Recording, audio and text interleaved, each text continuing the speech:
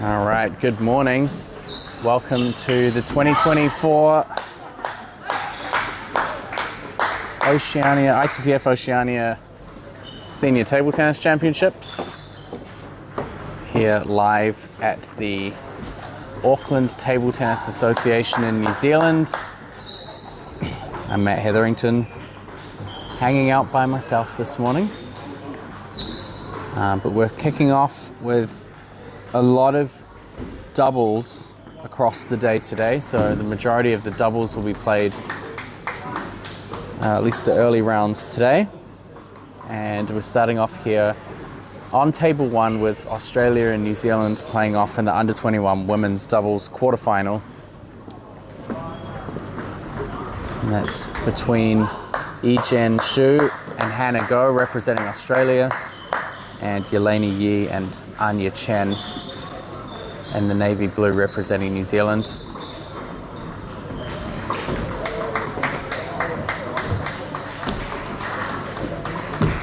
So some of these players were out here yesterday afternoon playing the under 21 women's team final, which was won by Australia. 3 gold medals going to Australia yesterday.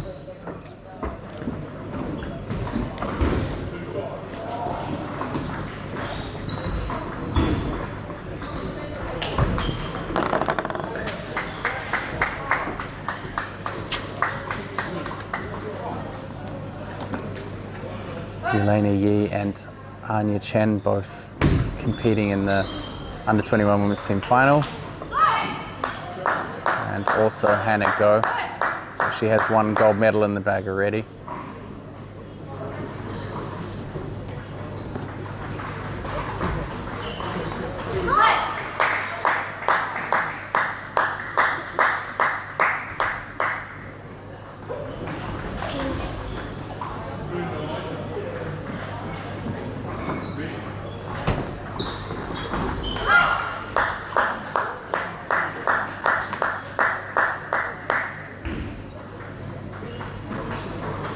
Have a number of doubles matches running across the day until 2 p.m.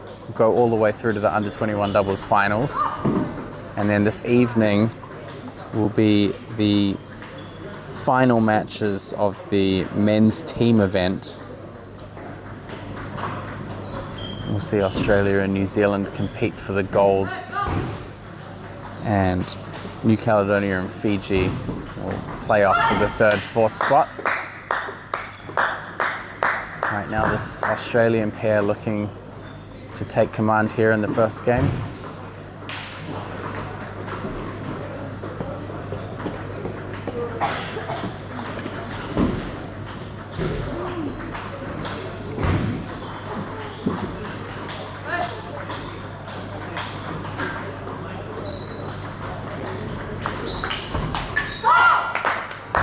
So Yi-Jen Xu causing some damage with that flat forehand drive.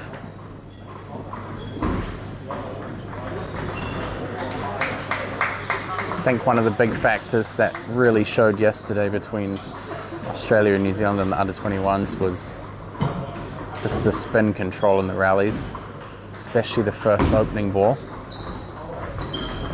You can see in these exchanges, Australians tending to take the initiative in the rally, whereas New Zealand preferring to play the push and counter game.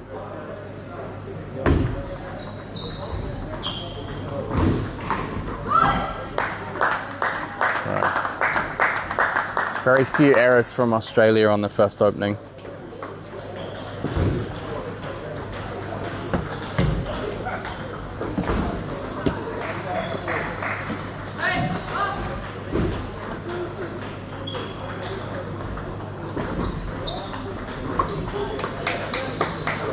Be ready, be ready. Be ready.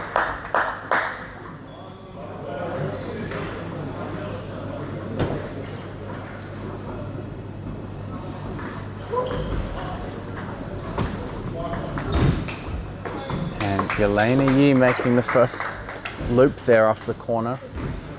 just clips the net a little. That ties things up in the first game at 9 points each. It's the first match of the day here in Auckland, so first game is usually good to get in your pocket. And powerful forehand attack there from Hannah Go. She played a great match yesterday in the under 21 women's team final.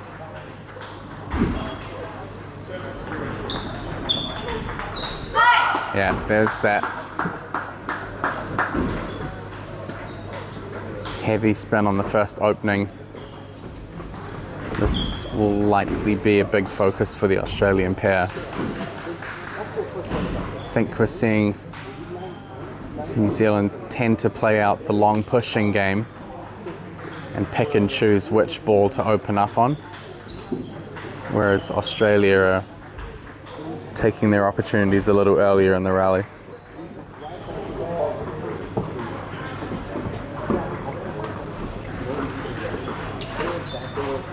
So first game goes to Shu and Go from Australia. They'll be looking for their spot in the semi-final here. But a pretty close start, and the New Zealand team will be looking to capture some momentum after the first game.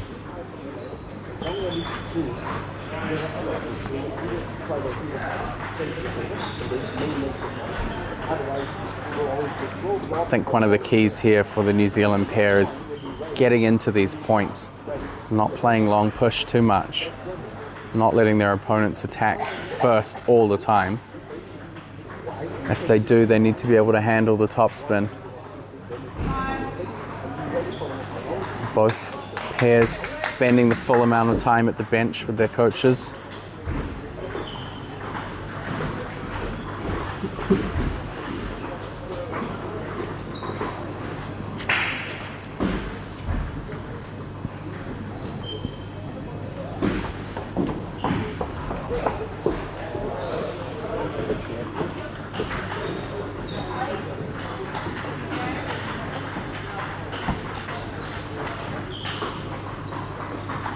So, Jen Shu starts off with the serve for the Australian pair. Gets a point straight off the serve. Pretty bold start there. Long, fast serve. Can be pretty risky in doubles.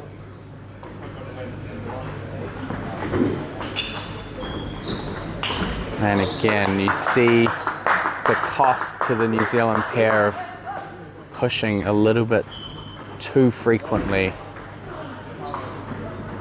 Jen Shu, short pips forehand. She's going to extract a heavy toll. She's really going for the ball.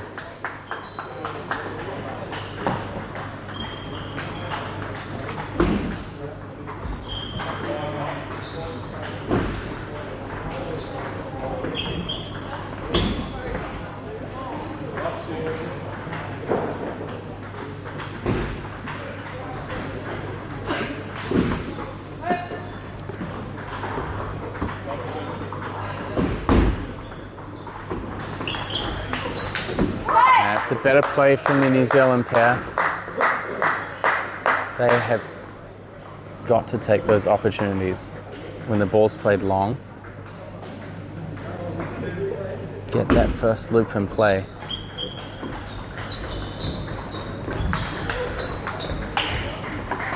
That's a better combination from the Kiwis. I think even if they steady spin the first ball in, should give them a good opportunity to have some kind of footing in the rally.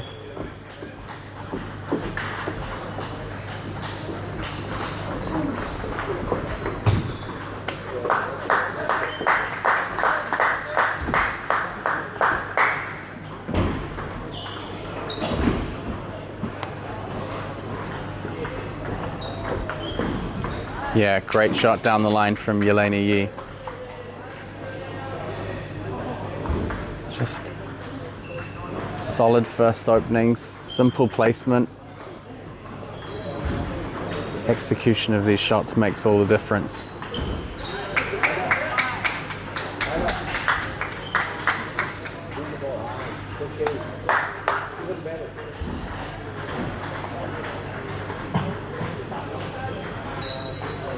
See a lot of communication going on between the Australian pair. Really important in doubles. A lot of the time you can have doubles pairs that are a lot greater than the sum of two individual players. Comes down to partnership synergy and experience, but also communicating, really important.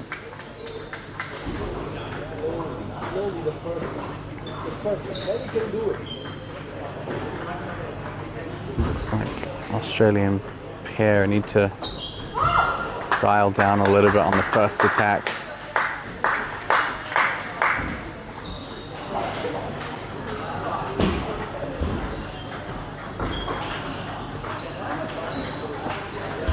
I think they're putting a lot of unnecessary pressure on themselves. Yelena doing a good job of opening there. Anya Chen looking for a follow-up.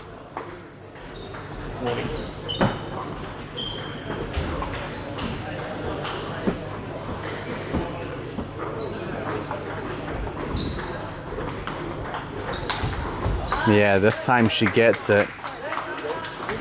Great little combo from Chen and Yi. So a simple forehand opening and a great follow-up.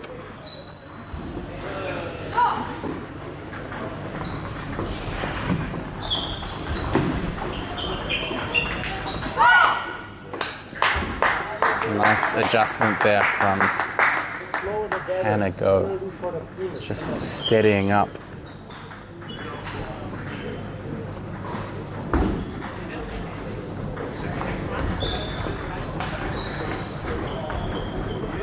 Again, back to this pushing exchange.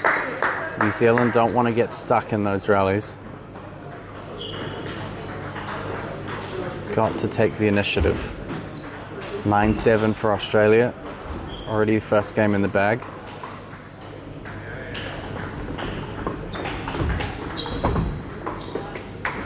Great counter there from Anya Chen with the forehand.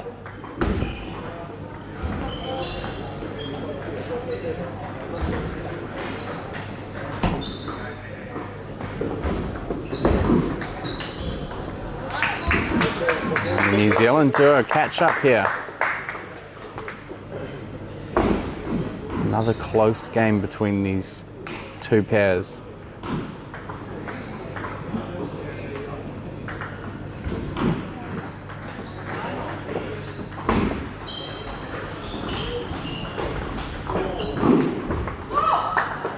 This time, one of the first occasions that we've seen Anya going for the first attack.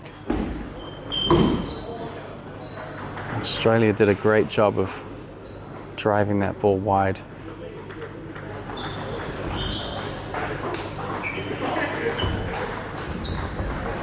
And a lucky net ball seals it for the Australian pair.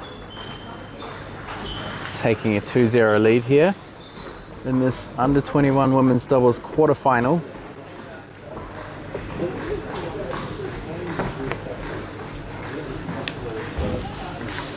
It's going to be tough to come back for the Kiwis here. I mean, we've had very close games, both first and second game, but not quite able to get over the line.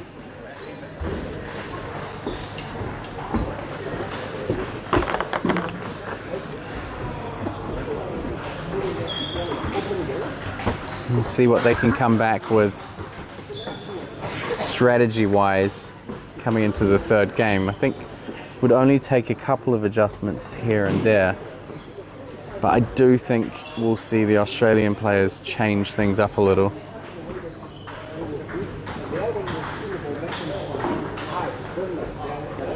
I think at the start of that second game, they were quite aggressive and managed to settle things back down a little bit towards the end. That kind of made the difference for them there in the second game. So I would expect to see at the beginning of the third that this Australian pair will be a little bit more steady going into the rally. So just focusing again on playing heavy topspin into the first loop into the point. It's the tactic the New Zealand pair have been using. And then going in heavier on the second ball.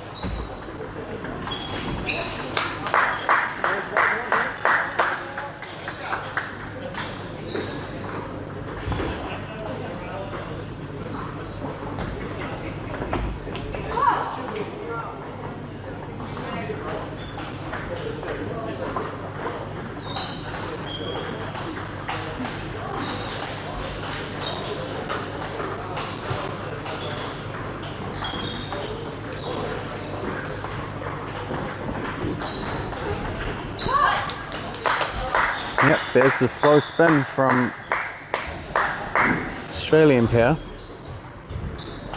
Worked really well for them in the first game. Kind of go just missing a bit of an easy opportunity there.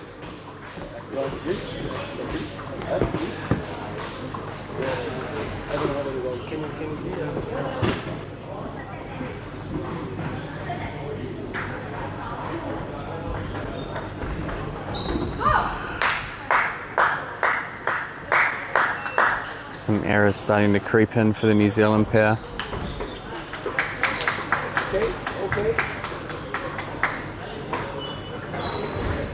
Egen going for the forehand attack. Didn't quite hit the table, but getting some positive reinforcement from her partner.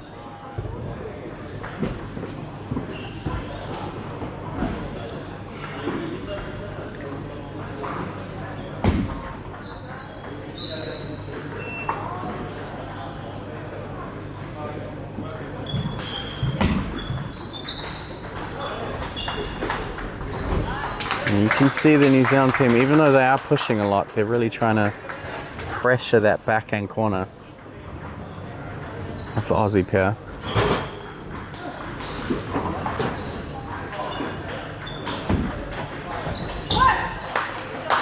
Yelena Yi trying to get that ball down the line. I think they really need to swing things around here if they're going to win the third game.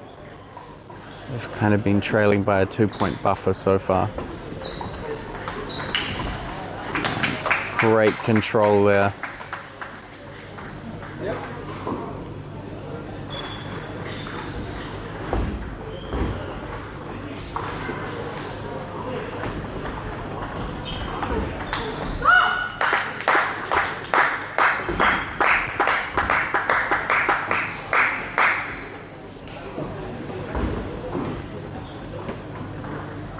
Again, Australia just keeping that lead.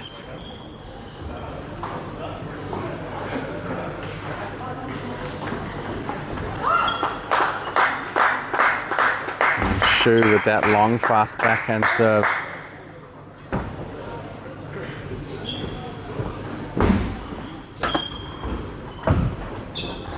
I've seen that combination a couple of times. 8-4 the lead now for Australia.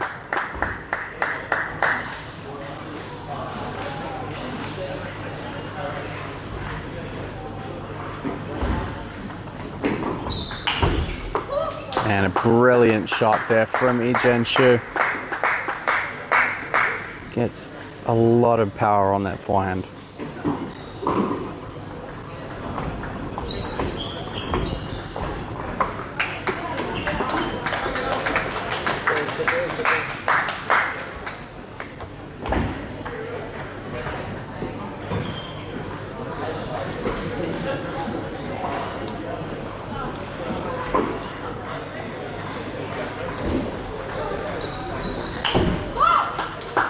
There goes another one.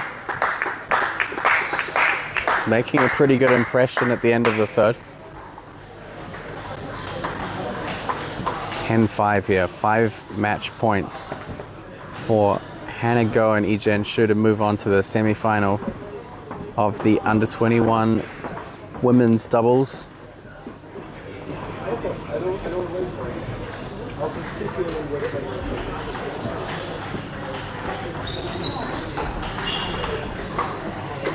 Not over yet though.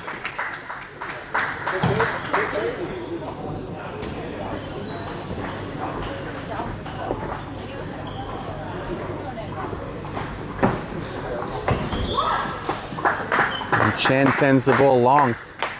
So it's 3-0 for Hannah Go and Ijen Shu from Australia.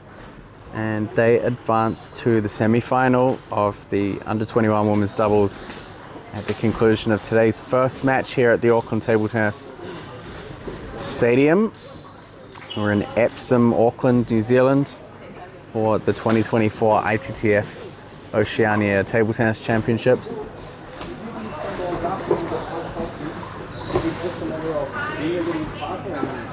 We have in just a few minutes an under 21 men's doubles quarterfinal. Another Australia versus New Zealand face-off between Rayan Vadinejad and Youssef Hassan from Australia and Max Henderson and Pius Jajal from New Zealand. That match should be starting in about 5 minutes from now here on Table 1.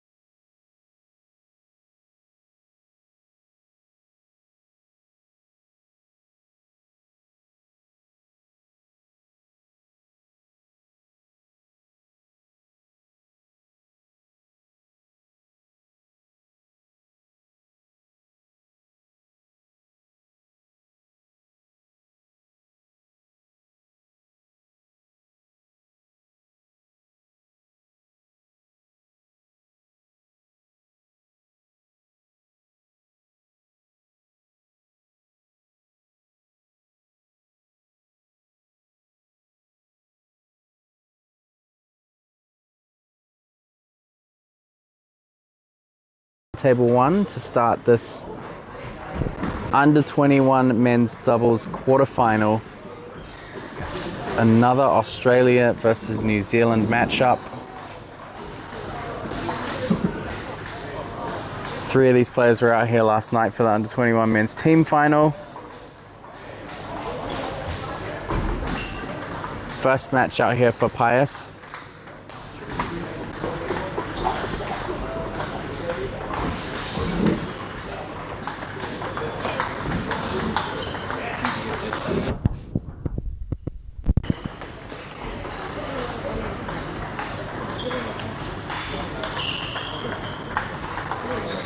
I think for Team New Zealand, Max Henderson had the best performance yesterday out of all of the matches, winning his match against Rayan Vidinejad in the team event 3-0. Pretty convincing performance.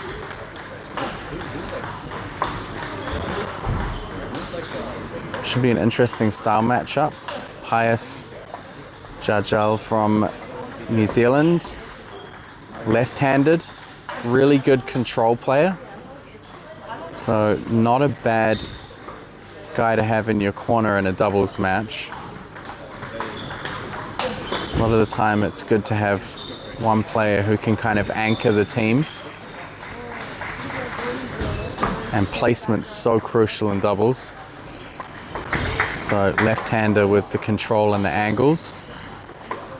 Max Henderson is also really good at hitting kind of inside-out angles and great placement. So we'll see how this goes.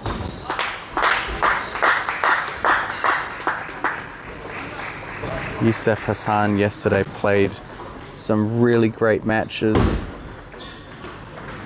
on Australia's way to winning gold in the under 21 men's team event.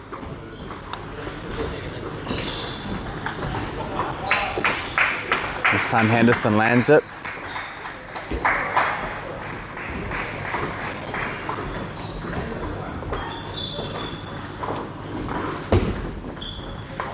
Oh, really great service length there.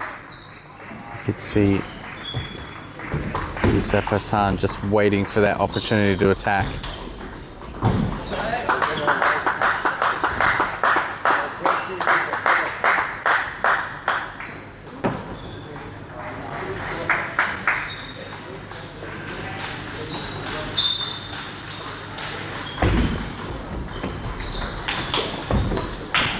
Big forehand attack over the table. Max Henderson definitely a player who dials in from the very first point. I think that's one of his best strengths as a table tennis player. He's able to capture his top level straight away at the beginning of a match.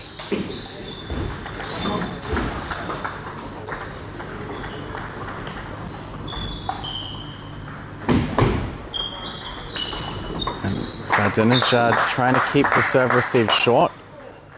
Popped it up a little. Max has to be careful that he's not overplaying some of those easier attacking opportunities. I think he's quite wary of Youssef Hassan's ability to counter-attack.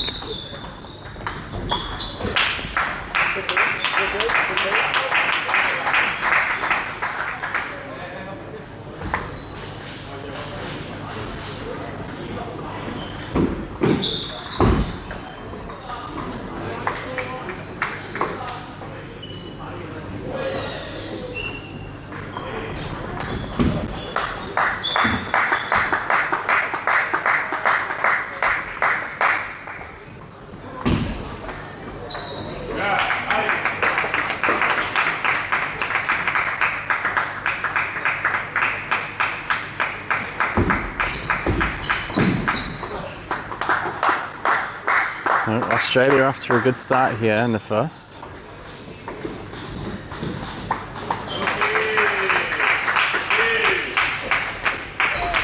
That serve that gave Dinajad a lot of trouble in yesterday's singles. Not really affecting Hassan too much.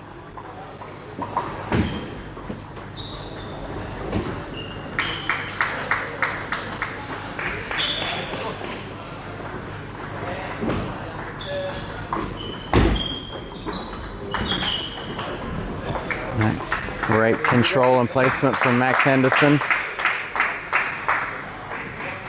Australians definitely stepping up the attack a little here. Ball's going to come over from the next court.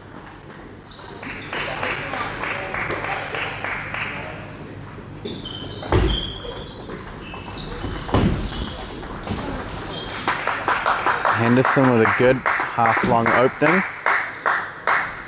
Pius just a little off time with that follow-up.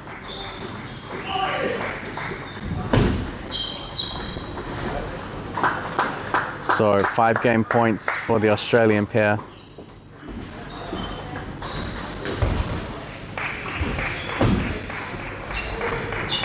And Henderson sends it long, 11-5. And Australia are on the board with the first game.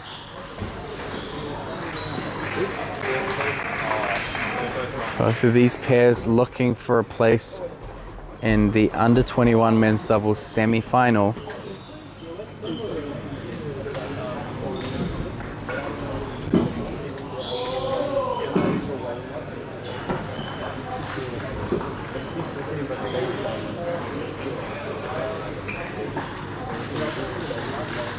So I think a little rust to shake off for the New Zealand pair. They go back to Jafar Musa. Australians with their coach Ricardo on the bench.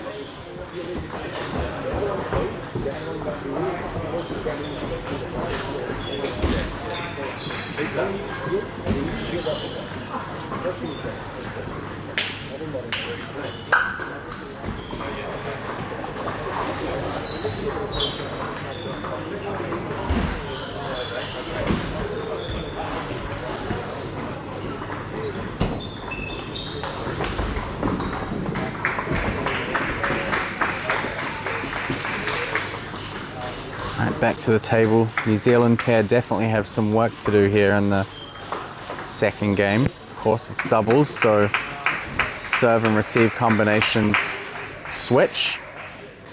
Pius serving to Youssef this time. You tend to see in doubles a little bit less serve advantage. I think the receive, a strong receive actually goes a long way in doubles. The serves tend to be fairly linear. Obviously having to serve from the right side of the table across the diagonal. There's not really too much you can do in the way of changing placement or trying to add a lot of deviation to the ball. So a lot of these serves are pretty plain. Tend to see a lot of short backspin or short nose spin serve combinations. Certainly in the men's doubles, not too much long service.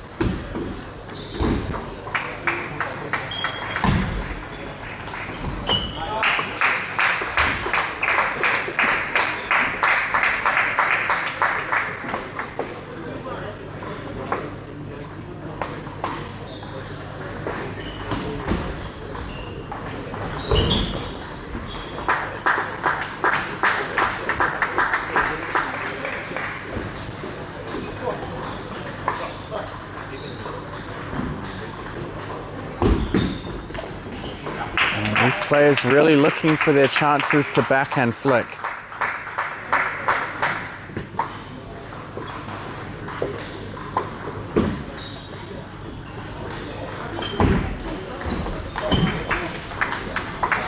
And somehow New Zealand get away with that one. They have a 5-2 lead. These players really trying to keep the serve receive short when they're push receiving. Jajal with the forehand opening, but it gets put away by a confident looking round Vadinajad.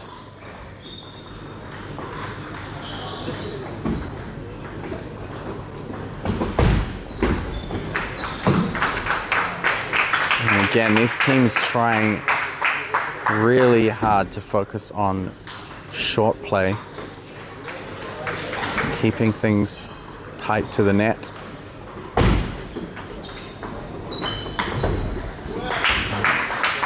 Oh, an opportunity there for Dinajad.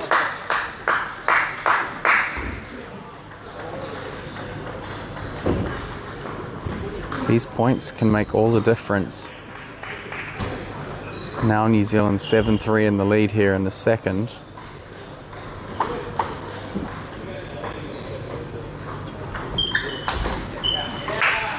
And we saw Youssef Hassan using that reverse pendulum yesterday. Was a little on the high side over the net a couple of times. See that again here in the doubles, and Max Henderson wastes no time putting that away.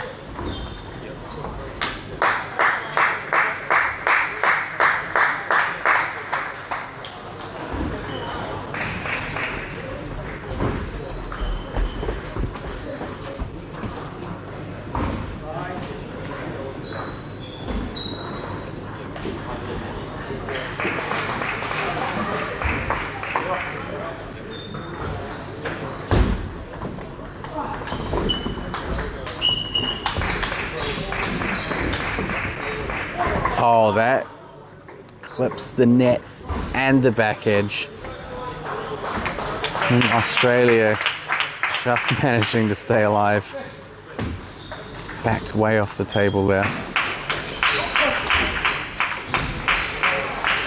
New Zealand managing to recollect themselves.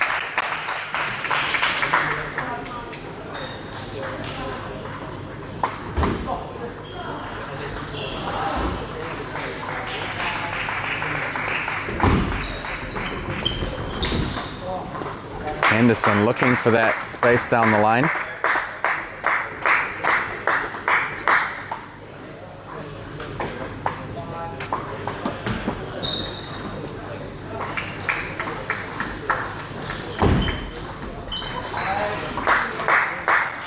See the Australians and Dinajad using some more side spin variation on the serve.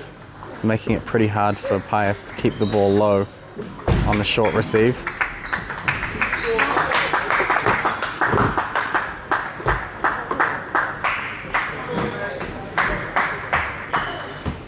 So this Australian pair have closed the gap here a little. That's a good combination from Pius and Max. One of the big benefits of having a left and right hander, you've got two forehands in the middle of the table, playing out to opposite corners. Well executed point.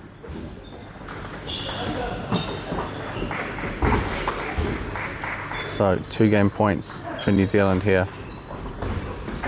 And just falls over the net there. 11-8, the second game goes to Pius Jajal and Max Henderson.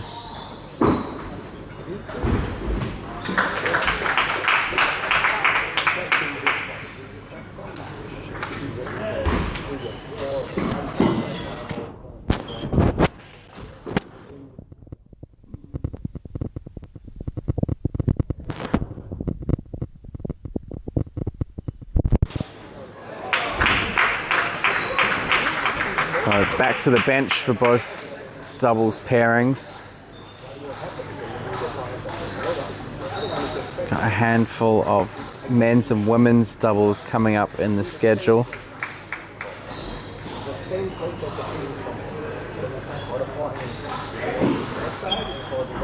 Right now on table 1, it's under 21 men's doubles quarterfinal between the New Zealand pair of Max Henderson and Pius Jajal and this Australian duo.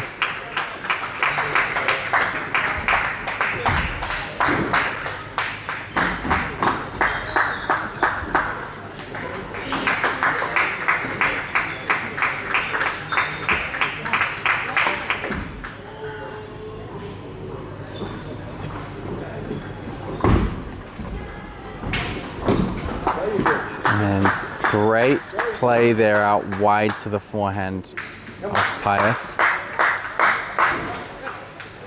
It's a good strategy to use against a left-handed player.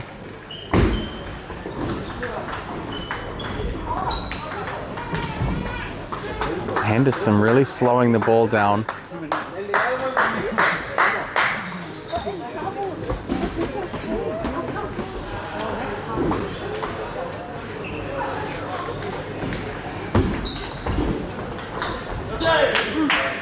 Got loose on the short play there. Good pickup from Pius. Definitely plays his best table tennis up at the table.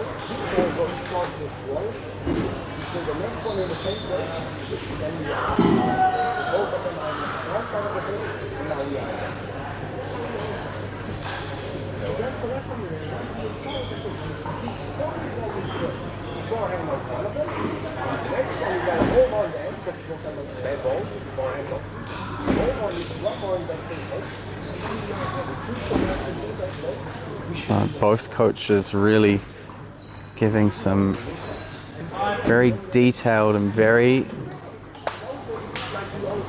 direct instruction here.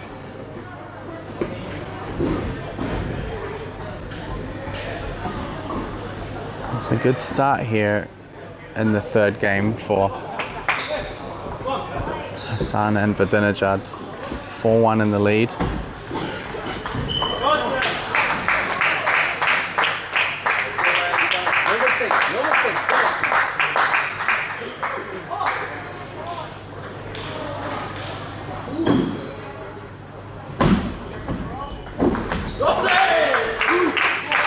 Big serve and attack there from New Zealand.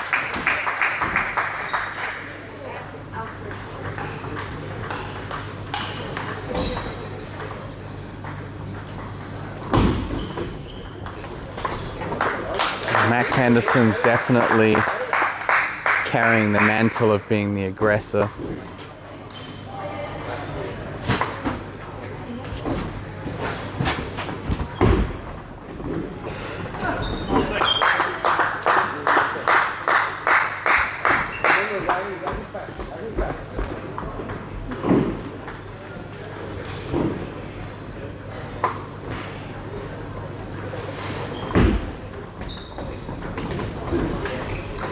And another opportunity there. Vidinejad's made a couple of unforced errors on those. Pius, I think, just needs to cut the angle a little bit more on the short ball. A bit more on the side of the ball will help the ball stay down, or go for the long ball. That works well as well. In a lot of these situations, if you can't control the ball short, sometimes it's just better to go for a high quality long push.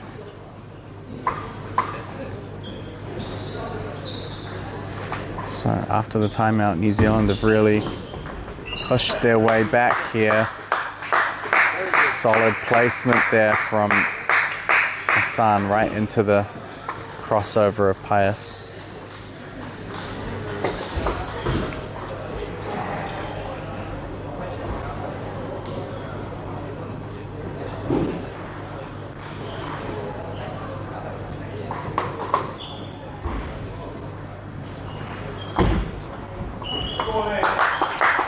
And a good reverse pendulum serve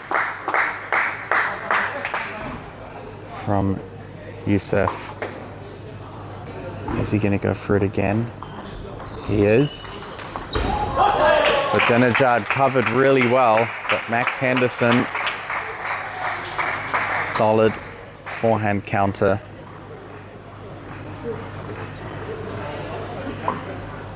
Henderson and Jajal still 2 points trailing here in the third.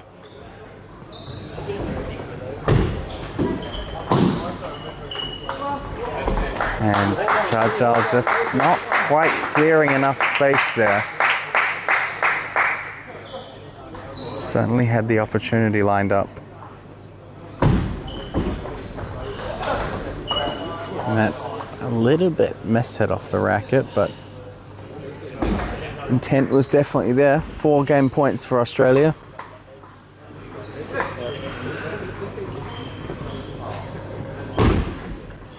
Well, the first one gets thrown in the bin there, almost. Missed serve. And Henderson fades it out. Pius missing the follow-up. Australia duo of Youssef Hassan and Rayan Vidinejad now lead 2 games to 1. It's a pretty important third game there. Certainly going into this next game with the 2-1 lead should relieve some of the pressure on this Australian pair.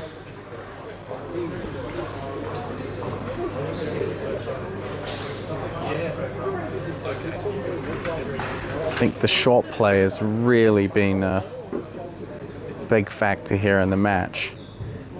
These teams both serving to try and stop their opponents from controlling the ball short. We've seen the New Zealand pair pop up the ball a little more. I think Pius struggled to control the short ball a lot in that game, but also Rayan Vidinejad not quite capitalizing on those chances.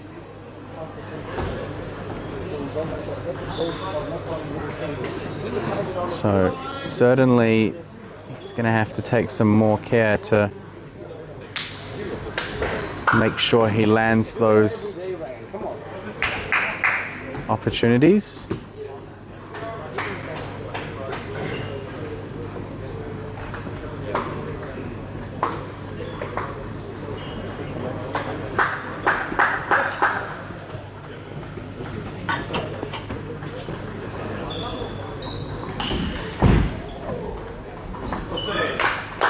Nice half-long push to start things off from Youssef Hassan.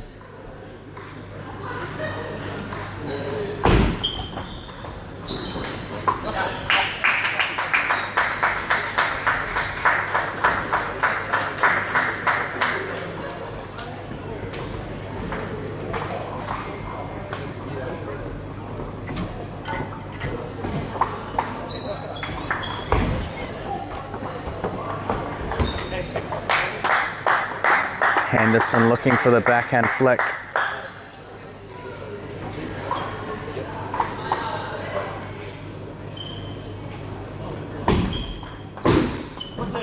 Yeah, good pick up there from Henderson. Half long serve. Bit of space left open there in that forehand corner of the Australian pair.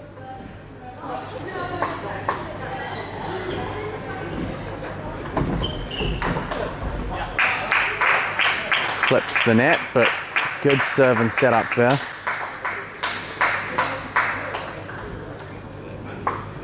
Henderson using this slightly more retro serve. Vidinejad having no trouble with it when he flicks.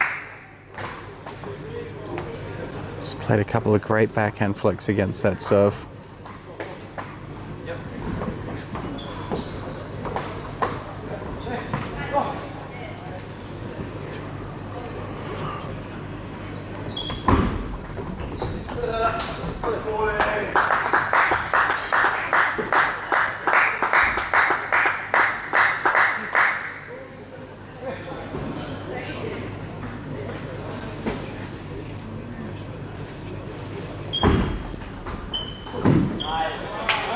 And again, there is on occasion a bit of open space on that wide forehand corner of this Australian pair. They're not quite covering it. This time Vidinejad holds the table well.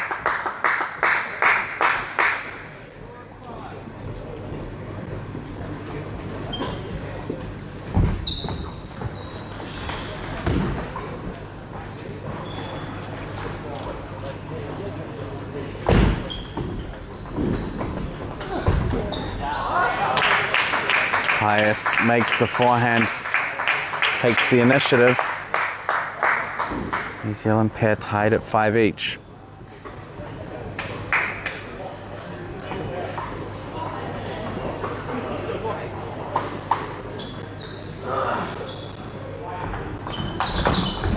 And again, that reverse pendulum serve just floating a little bit high.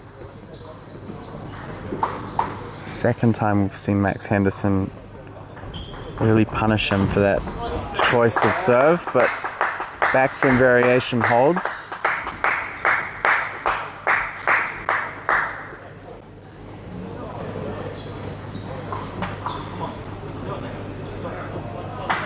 How you doing?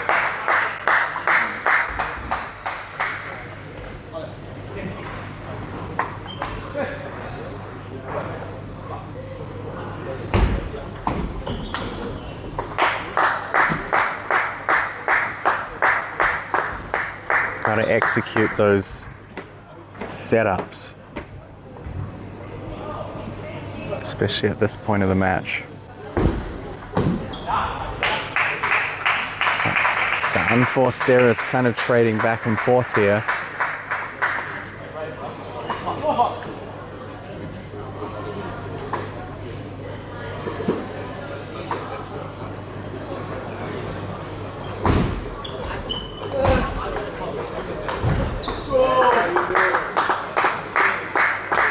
A lot of confidence coming out of this Australian duo.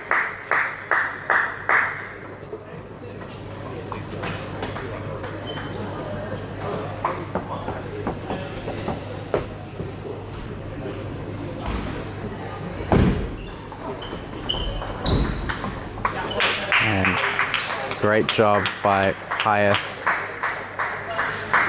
getting both Australian players backed off the table. Some good down the line placement.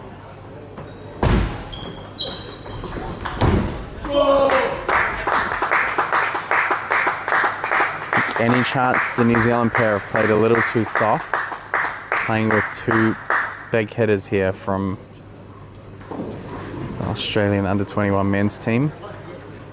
They have a gold medal in the bag already from last night in the team event. Sure, they would love to make their case at a gold in the under-21 men's doubles. 2 points away from advancing to the semi-final. But New Zealand have things all tied up here.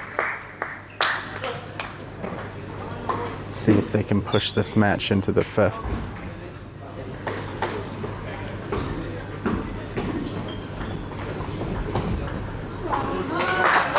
Ball half long on the corner. It's looking pretty disappointed not to be able to pick that one up.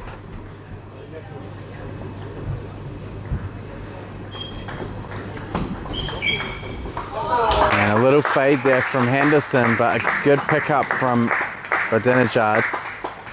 Ryan Vidinejad and Youssef Hassan win the match 3-1, and they will advance into the semi-final of the under-21 men's doubles here at the 2024 ITTF-Oceania Table Tennis Championships.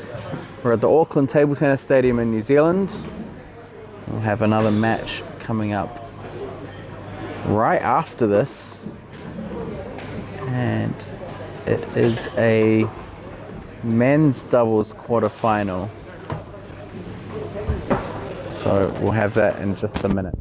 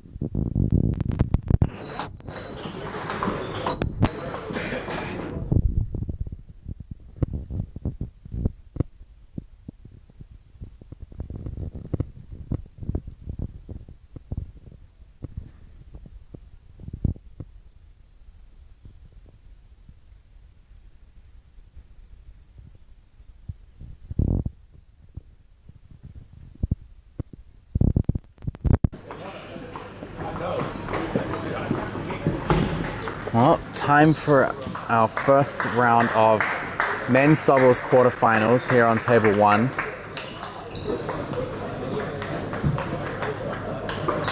Had all New Zealand versus Australia matches so far this morning.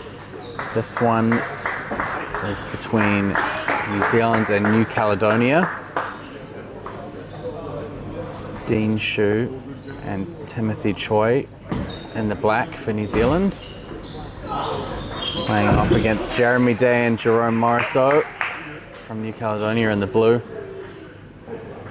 Both pretty tall players. Jeremy Day, the left-hander, player that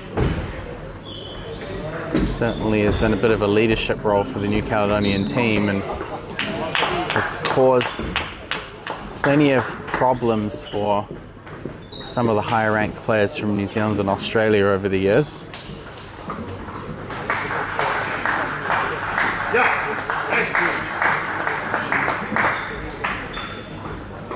Choi and Dean Shu will play for the gold medal in the men's teams later on today.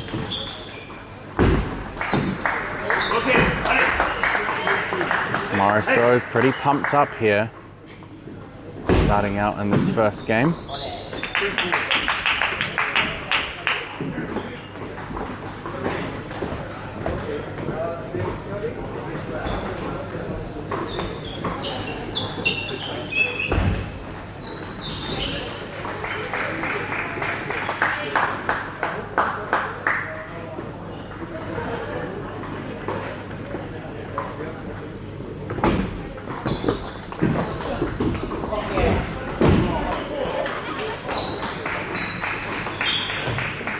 We saw a lot of short play in the last game here on table 1. I think we might see some more long play potentially in this matchup. 6-2 lead for New Zealand early here in the first game.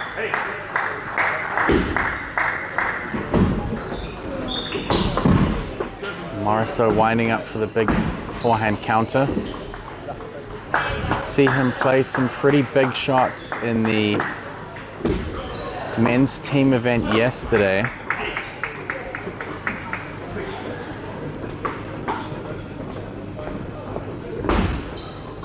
Doesn't always have the highest success rate, but when they go on, they're pretty formidable. Choi missing that half-long opening. Back to the opening sequence. Jeremy Day with the serve. His serve in singles is definitely something that causes some problems for players, but in doubles you don't really keep the same advantage.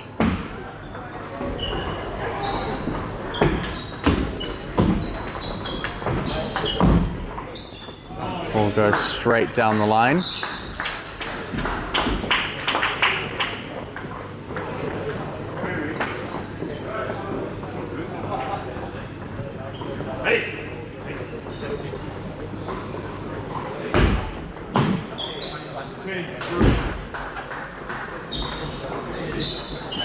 Ten 3, 7 game points here in the first.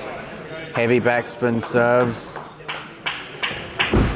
The key here, New Zealand pair win the first game.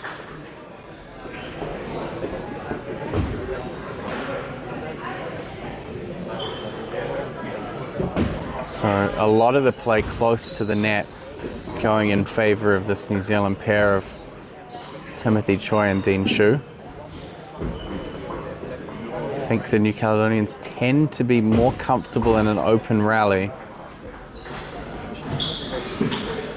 but not quite getting into those open rallies on equal terms. Usually a little bit more under pressure from the Kiwi pair.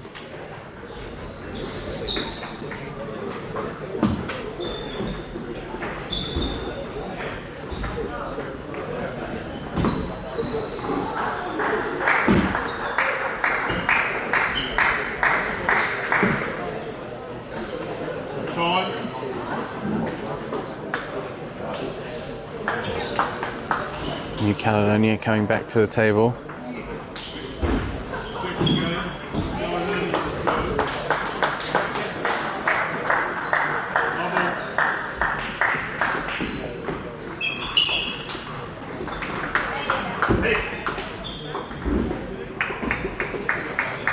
Jeremy Day starting with the serve.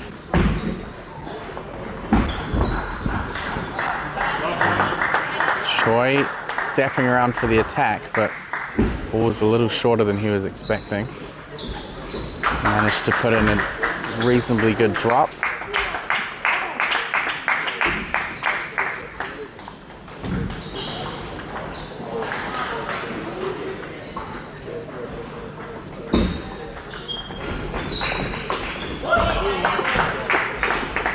Choi sends the ball long.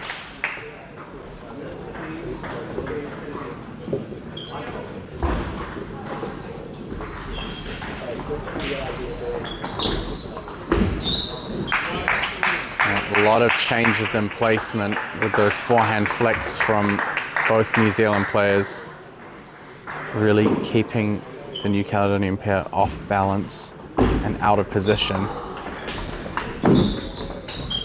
Oh, and it was such a great shot from Jeremy Day. Up over the table. I think that cross-court angle was one that New Zealanders were well prepared for.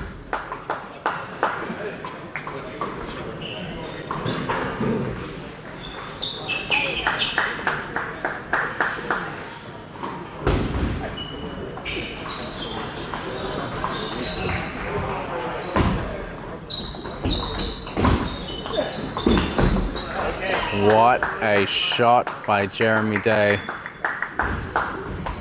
Timothy Choi picking that shot up off the floor.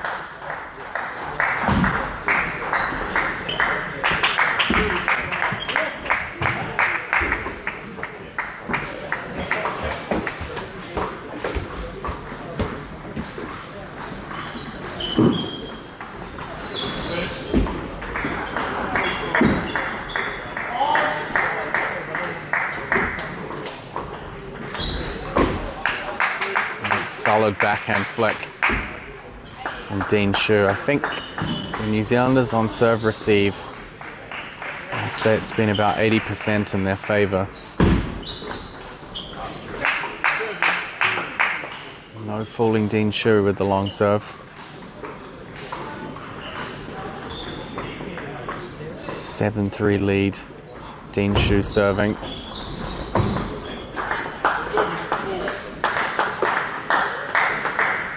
Morrisseau trying to get that ball out wide to the corner. He's going to try and go the opposite way this time. The New Caledonians backed off the table in that rally. They definitely had the upper hand at the start, but they do tend to give up the table. Much more comfortable playing a step back, but it doesn't always play in their favour against New Zealand and Australian players in particular.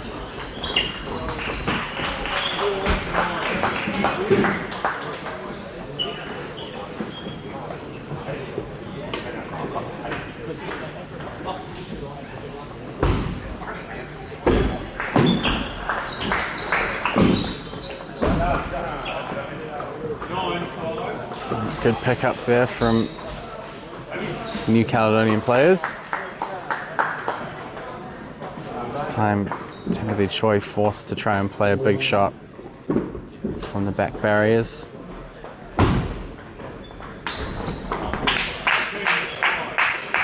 Pretty flawless execution there from Dean Shu. He's a finalist just a week ago at the New Zealand Open in men's singles.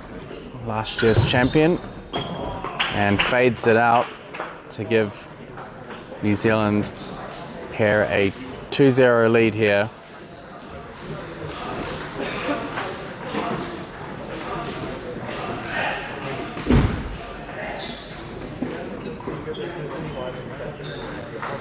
I think a bit of an uphill battle here for New Caledonia. They're playing against two players that are very seasoned in terms of technical skill.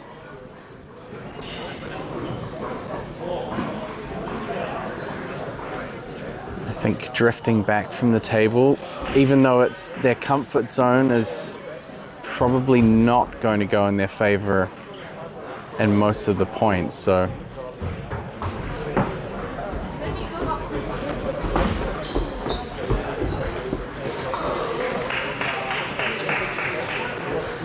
I think we need to see from the New Caledonian players just trying to hold their ground a little. If it is a step back and they're comfortable, it's fine.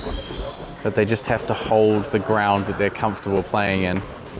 I think if you look at the two pairs in the majority of the points, you see much better balance and movement from the New Zealand duo, whereas New Caledonia are pushed out of position a lot more. So that's definitely helping the New Zealand pair be a lot more comfortable in this matchup. Dean Shu looking for the big backhand. You see Morisot really trying to target the corners. He wants to make the ball as wide as possible for the New Zealanders. He wants them to work for the point, try and get them out of position. Hey.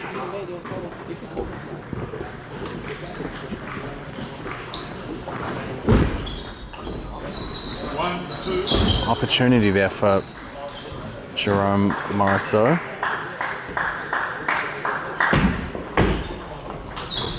And he made a nice clean backhand opening, but Dean Shu just ripped it to bits off the bounce with the backhand.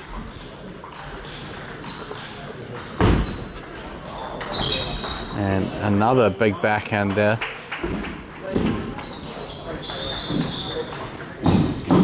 Pretty formidable pair, these two.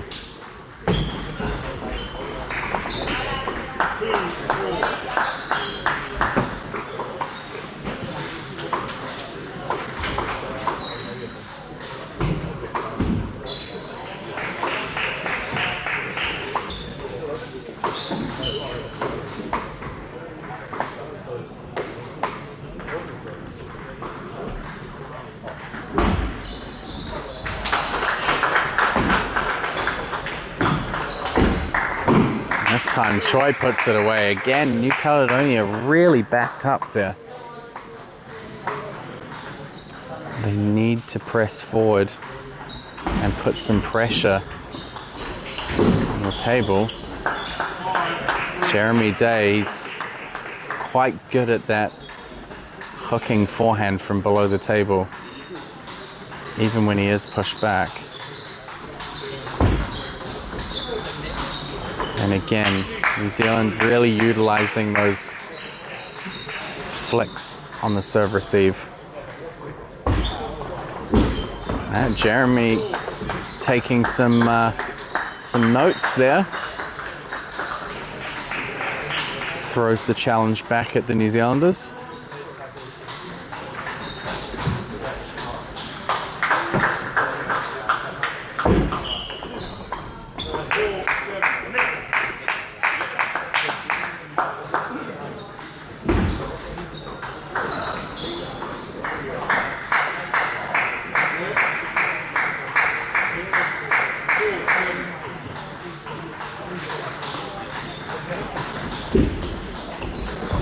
And Jerome Morisot up over the table with the forehand loop. That's the kind of shots we need to see from him. Definitely changes the balance of control in the rally if he's playing that timing.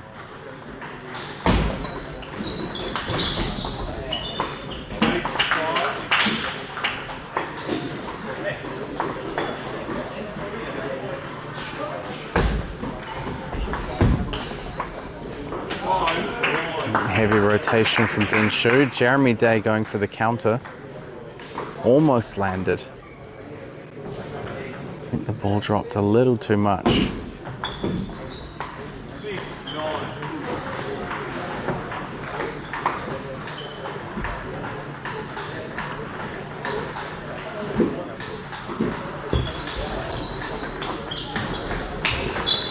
Oh, great combo of shots there from Dan Morrisseau.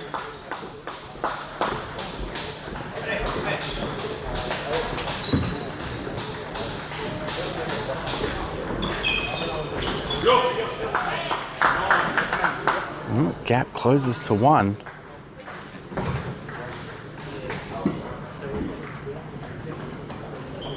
Bit of careful consideration on the serve from Timothy Choi. Signaling to his partner Dean Shu. New Zealand get the point. They have 2 match points here.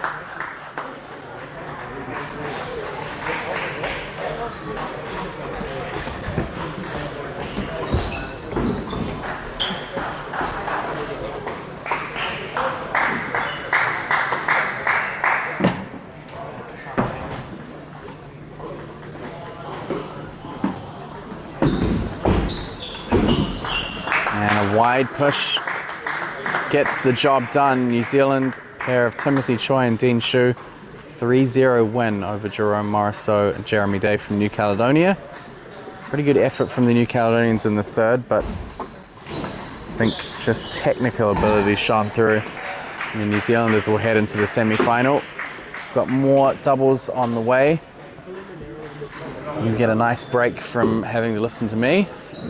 And we'll have Shane Laugiston and Scott Houston coming to spend some time with you.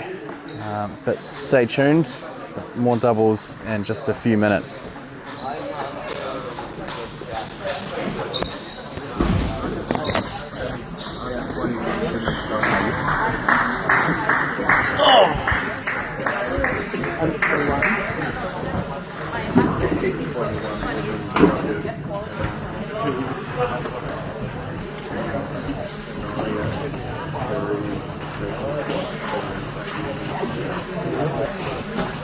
How does the microphone work? It's literally, you just take it.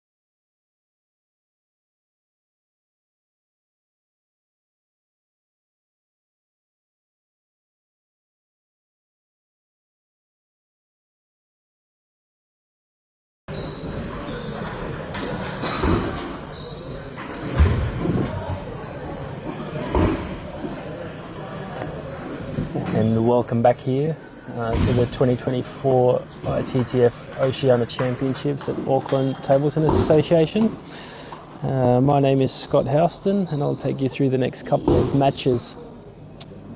So the next match we have on table 1 is the semi-final of the under-21 women's doubles between the Australian pair, Cherry Lee and Sanaya Budadasa, and the New Zealand pair, Josephine Chong and Ayumi Moriyama Pickard.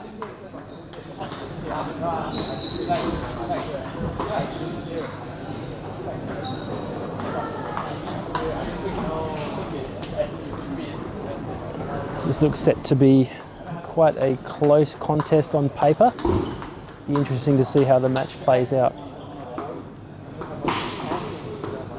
Yesterday, Sanaya and Cherry both played in the Australian under-21 women's team that won their match and the gold medal against New Zealand,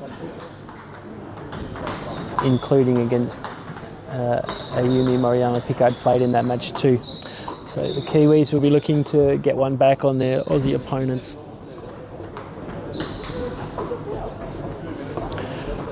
The match will be officiated by New Zealand's Alan Moore. He's flown in from Christchurch to officiate at the event this week.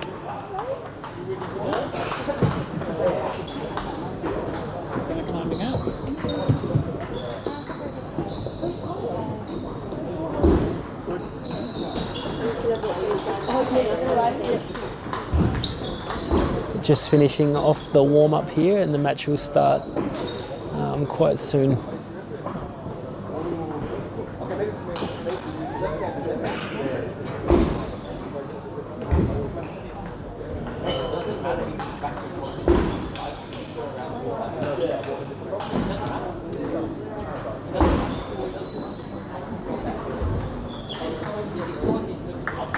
Okay, first game, New Zealand to serve, Josephine Chong serving to Sanaya Budadasa. Chance there for Moriyama Pickard, but just missed the flick. Australia take the first point.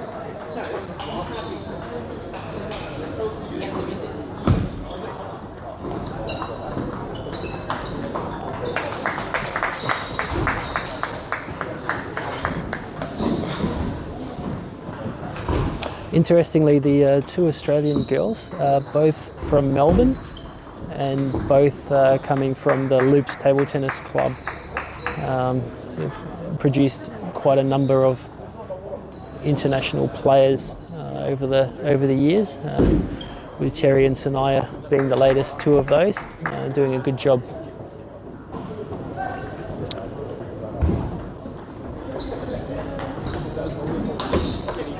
Well, the forehand just flown long there. The table was open. Tried to play down the line. Maybe could have played cross court.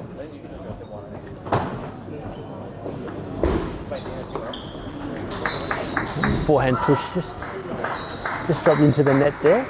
So 4-2 on the first towel break. What are you doing? Cherry on the serve now. Cherry Lee on the serve.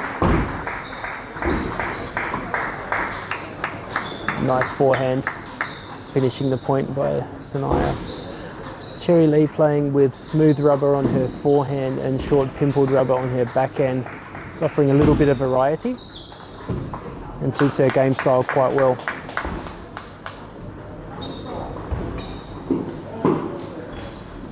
The backhand was open there for Sanaya, but just missed down the line. Australia still with a 5-3 lead. Chong on the serve.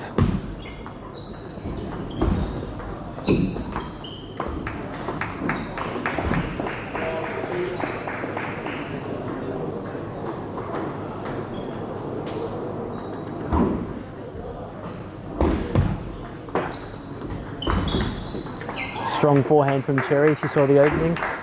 Good mixture of spin and power. It was too difficult for the block there. Going long, Australia out to a 7-3 lead in this first game. Backspin serve put into the net by Mariama Pickard. Mariama Pickard is still quite young, still in the under 15s category, so she's doing well to already be playing at the under 21 level. Earlier this year, she won the under 15 girls singles at the Oceania Youth Championships. So she's certainly a strong prospect and on the rise for New Zealand.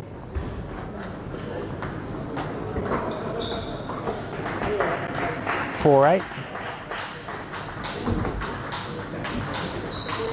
Let's serve. The forehand, probably tried to play a little bit too much power on that one and just put it into the net.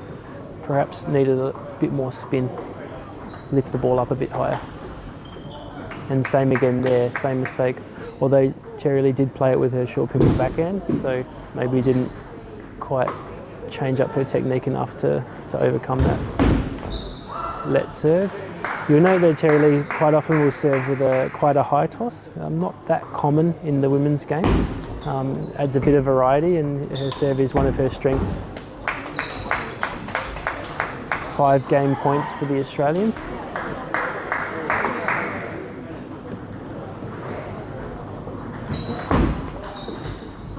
And no spin service is pushed off the end.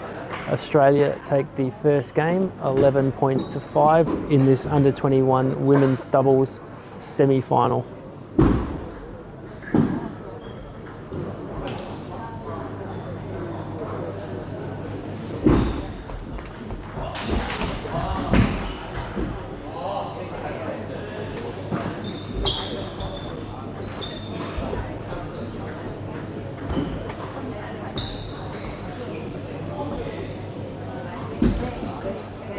It's just off camera, but the players taking advice from their respective coaches.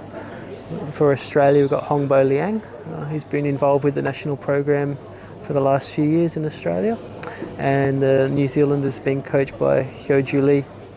Hyoju, she has been coaching for quite a while, and at the moment is also part of the ITTF My Gender, My Strength coaching program as a recipient of a scholarship there. So great opportunity for both the coach to coach at an event like this, and also for the players to be able to learn and listen to their coaches.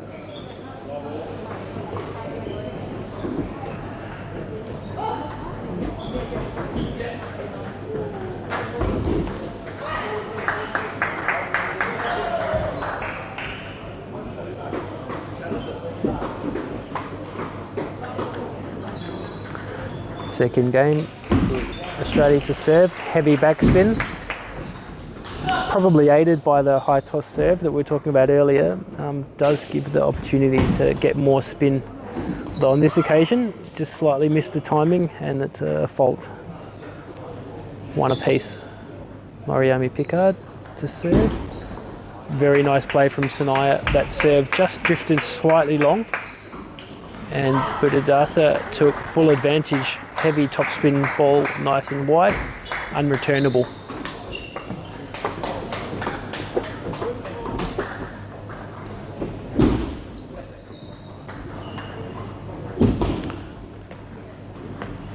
Two apiece, with Sanaya on the serve now.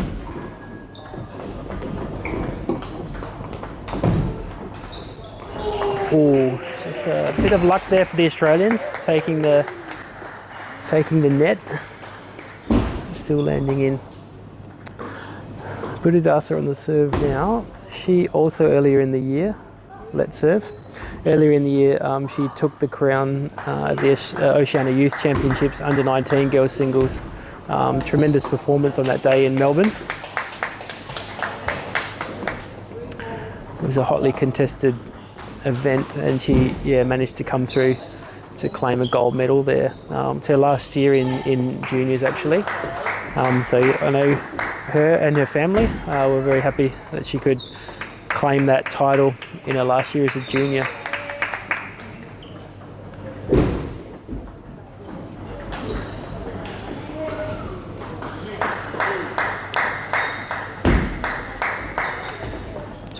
The forehand was open there for Mariama Pickard, but just put it into the net.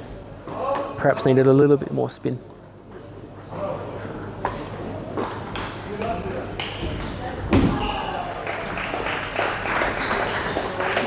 Nice backhand down the line there from Lee, using her short pimpled backhand to her advantage there.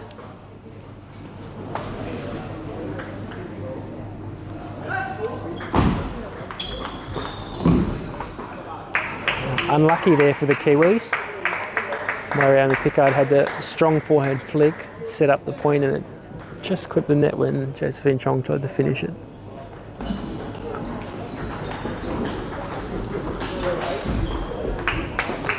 And same again there. Josephine Chong should be well advised to just maybe play with a bit more spin and a little bit less speed, especially on the heavy backspin balls coming. It's a bit high risk trying to play a bit too fast. So if she can spin the ball a little bit harder, I think they could have the Australians under more pressure. 9-3 lead to the Aussies. Nice forehand block there and drew the error.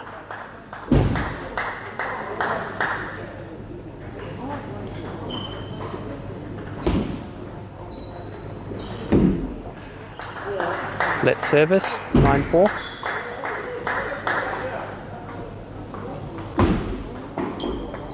Went for the short forehand return, just wide off the side of the table.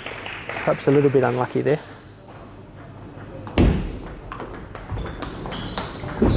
Excellent shot, forehand down the line. It was open and Josephine Chong took full advantage.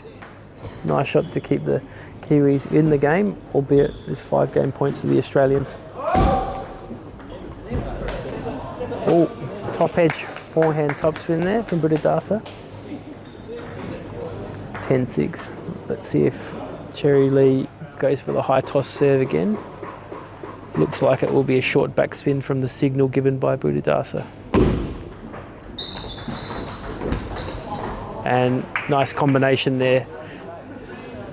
Well spun by Buddhadasa and finished off with the backhand punch from Cherry Lee. Australia in this under-21 girls doubles semi-final is currently leading 2 games to love.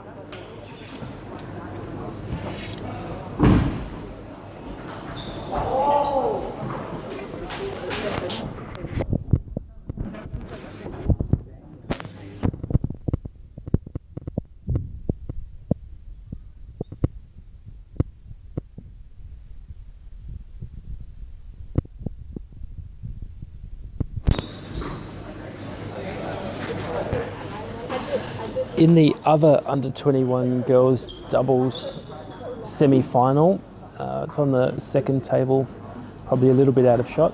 There's Australia and New Zealand in that one too.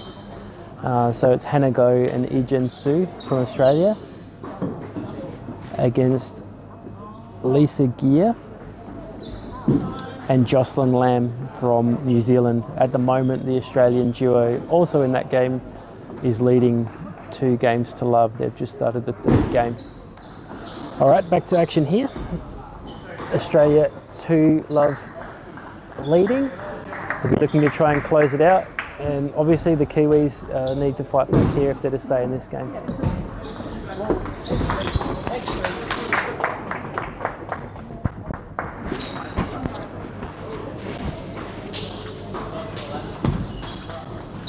And they've made a good start here.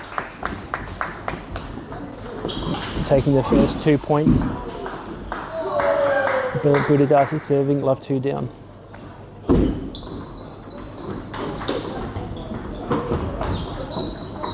Oh, that's an outstanding point. And longest rally of the match, I would have thought. Heavy backspin serve from Buddhadasa. It's quite deceptive actually, the amount of spin on that ball. Mariana Pickard tried to lift but wasn't quite able to. And that one overcompensated a little bit too much, so if she can find the middle ground there, it should be okay, but just need to make a slight adjustment. 2-3.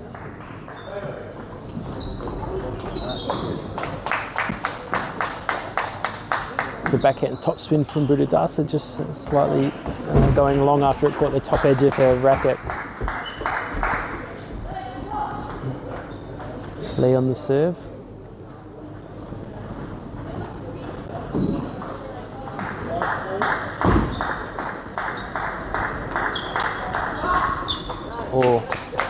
Good hustle there from the Kiwis, staying nice and close to the table, putting the Aussies under a bit of pressure and forced the mistake.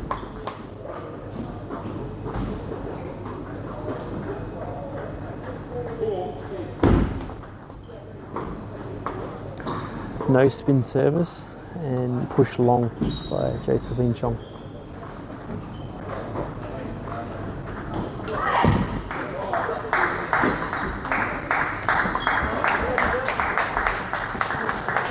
It was a strong block that time from Josephine Chong. It looked like she even maybe had a little bit of backspin or side spin on that block, made it quite difficult and forced the error. 5 apiece.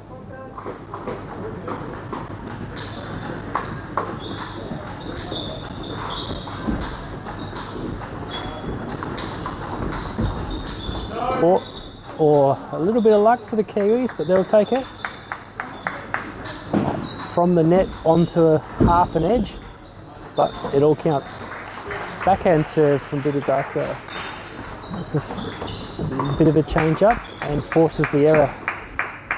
It looked like a no spin serve, but forced the error nonetheless. 6 all.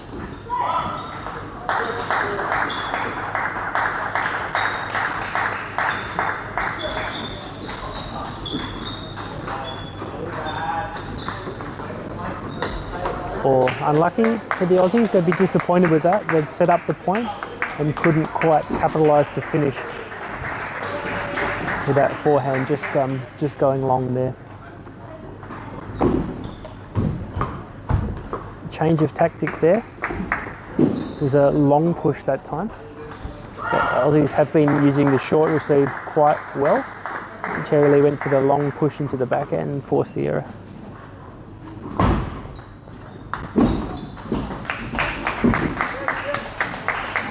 Nice tight receive there from the Kiwis, playing pretty short to the forehand.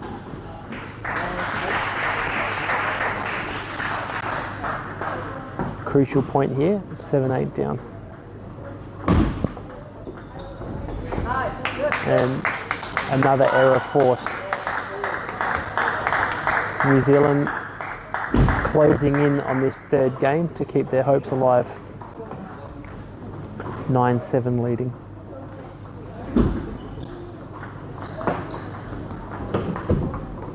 Ooh. And that brings up 3 game points.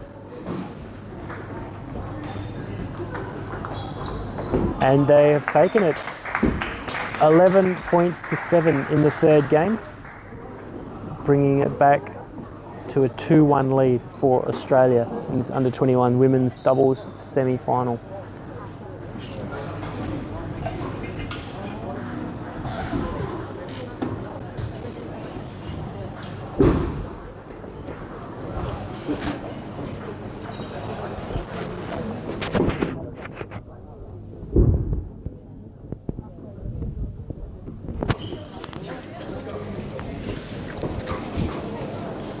In the other under-21 women's doubles semi-final, a timeout has been called. It's deep into the third game. Australia is leading 2-0. It's 9-all in this third game. So New Zealand looking to keep their hopes alive.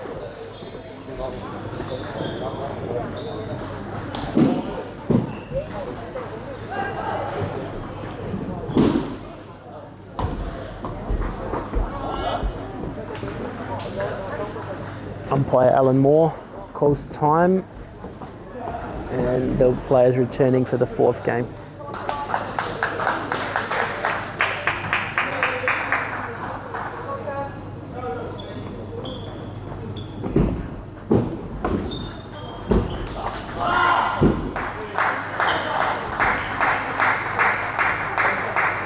Australia with the serve, Cherry Lee starting.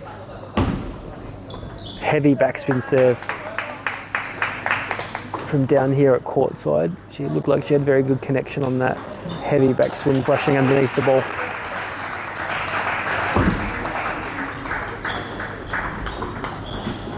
Unlucky for the Kiwis there. Had a clipped the top of the net on the first shot. Was well fought out by the Aussies and then forced the mistake.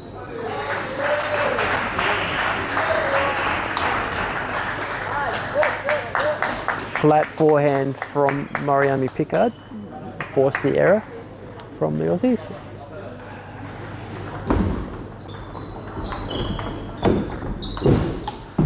Oh, that's an unbelievable return there. Cherry Lee thought she had it won with that backhand down the line, but nevertheless, forehand smash cross court, put it back in the Kiwis' favour.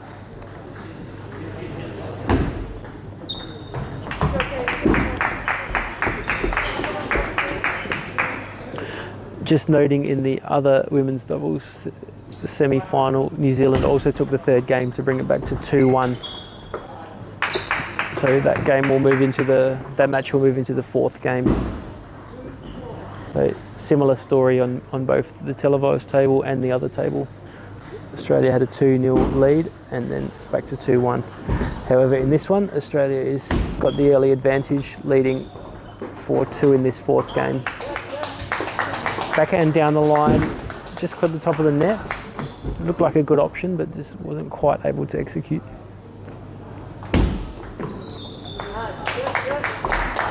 And mixing up the serve there, forcing another error.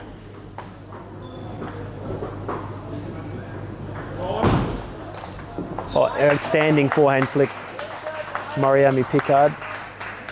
She read that serve well and played with full conviction, closing the door on the Australians at that point.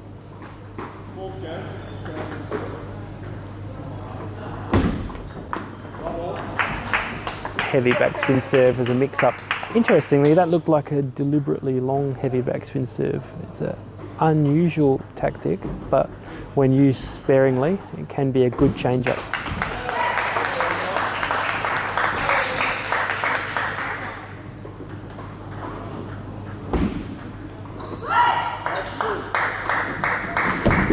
Strong forehand from Cherry Lee. Stepping around on the backhand side and then playing it as an off forehand, force the error.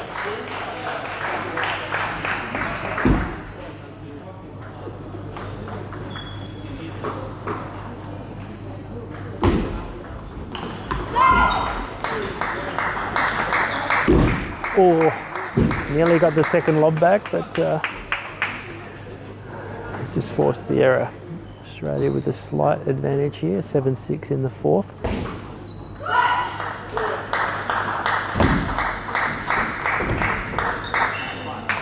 Nice placement, playing right into that forehand pocket area of Mariami Pickard. Forced the error, 8-6 to Australia with New Zealand on the serve. Forehand just clipping the top of the net, keeping the Kiwis in it.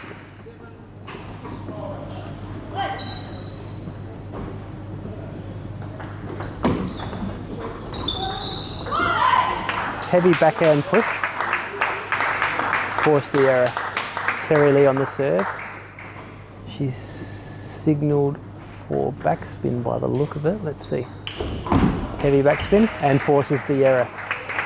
It's well served. She has very spinny serves, Cherry Lee. It's definitely a weapon for her. And looks like another backspin again has been signalled. Let's see. And there we have it. Closing it out, Sanaya Buddhadasa with a backhand topspin down the line. Australia win the under-21 women's doubles semi-final by 3-1, and they will move into the final, which will be played later this afternoon. They will play against the winner of either Australian combo, Hannah Go and Ejin Su, or the New Zealand combo, Lisa Gear and Jocelyn Lamb. Currently in the other match, it's 7-3 to the Australians in the fourth game. We'll be back here in around less than 10 minutes with the next match, is the under 21 men's doubles final. See you soon.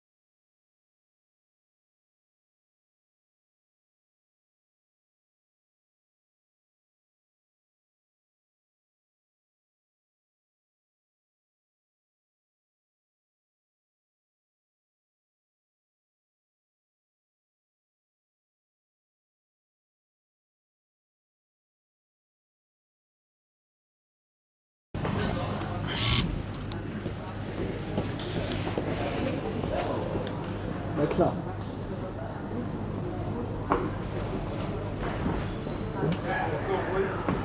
Welcome back here. The next match on is the under 21 men's doubles semi-final between the New Zealand pair, Timothy Choi and Jack Chen, and the Australians Chulong Ni and Alex Huang.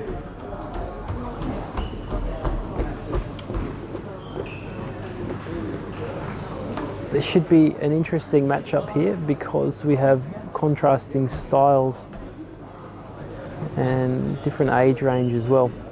So for New Zealand, Jack Chen and Timothy Choi, both playing, I guess, the traditional style with smooth rubber on both sides, and playing topspin style as their attacking style, as their main weapon.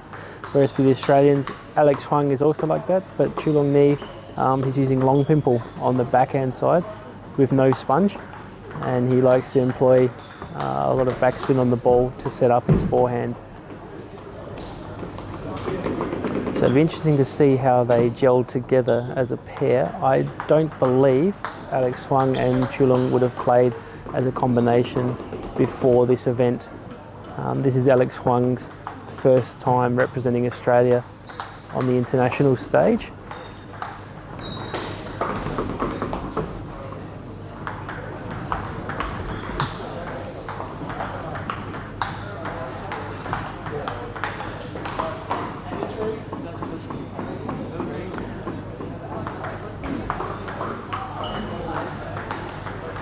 Just finishing the last of the warm-up.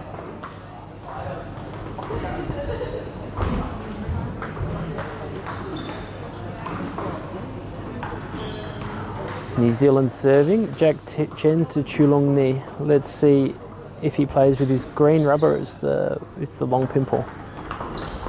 He didn't need to, it was a long serve, so he went straight away for the forehand topspin.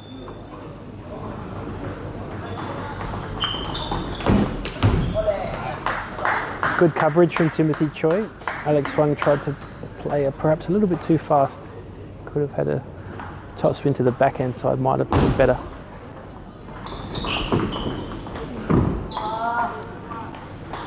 Forcing the error there.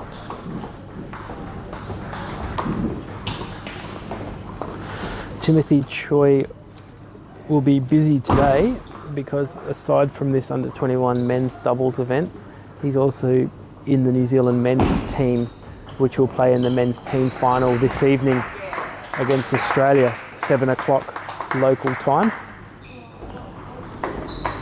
He's definitely one of the up-and-comers in New Zealand table tennis, and he's had a busy year as well. Earlier this year played in the Oceania Youth Championships in the under-19 team for New Zealand as well. So he's travelling a lot and doing quite well, spending quite a bit of time in America as well, training there, and doing quite well. It's good to see. He's a youngster on the way up for sure. Australia open up the early lead with 4-2, make that 5-2.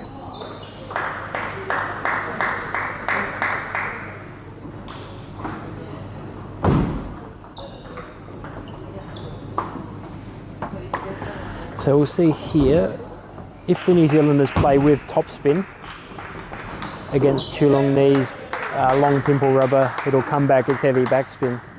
So it basically reverses what the traditional rubber would happen, the impact it would have on the ball.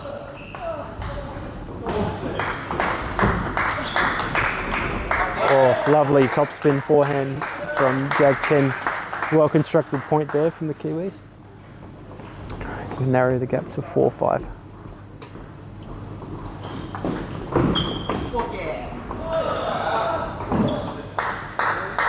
Back to even for a piece.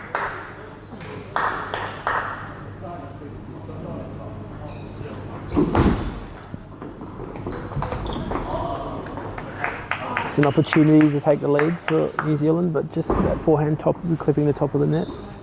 For the Australian pair, Alex Huang's from Melbourne, playing primarily at the Croydon Table Tennis Club. Also a club that's produced a heap of Australian and international level players over the years. Whereas Chulong, he is from Sydney, but spends quite a lot of his time overseas. This year in particular, he spent quite a lot of time in America, similar to Timothy Choi, but not in the same club. There was an opening for a forehand winner there, but put it into the net. Timothy Choi on the serve. Nice forehand flick from Alex Huang, forced the error. The backhand from Jack Chen, just going long. 7 apiece. Oh, it was a very strong serve from Alex Huang, but an exceptional return from Jack Chen. Touched the ball on the side and kept it nice and short. 8 apiece. Crucial 2 serves here from Jack Chen. Let's see what he does. Looks like no spin serve, and Timothy Choi takes advantage of the slightly higher return. The beautiful forehand flick winner. Oh, bomb forehand there from Choi. Interesting tactics. He played with perhaps a little bit more risk on those 2 points, but he definitely played with conviction. Forehand flick and then a forehand topspin winner brings up 2 game points for New Zealand. And again, outstanding long, deep forehand push forces the error. So, well played by the New Zealanders there in that first game. They've taken a 1-0 advantage with an 11 points to 8 win in that first game, taking the early ascendancy. Coaches here in this match. So for Australia, Hongbo Liang is in charge again, issuing some advice as we speak. And just off camera, Matt Hetherington has jumped in for New Zealand. He's obviously been one of our commentators here yesterday, and and this morning as well. He'll be back on behind the microphone later this arvo. But for now, he's also fulfilling his coaching duties as one of the coaches for New Zealand here. He'll be happy with what he saw, no doubt, in that first game. In the other semi-final, on the non-televised court, it's also an Australia and New Zealand battle. Australia's Rayan Vadinejad and Yusuf Hassan, and New Zealand, Alex Lukau and Ray Zhang. It's currently in the first game, and Australia has 3 game points at 10-7.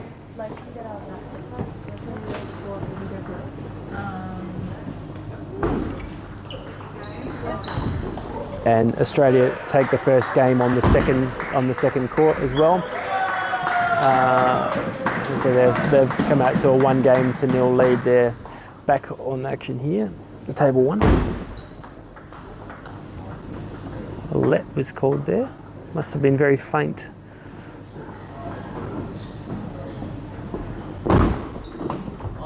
Heavy backspin serve put into the net. 1-1. Jack Chen on the serve. Oh, that was a loaded backspin push there from Alex Huang. He made really good contact on the ball. Heavy backspin and forced the error from Timothy Choi. This time went for the forehand flick, perhaps a little bit too risky.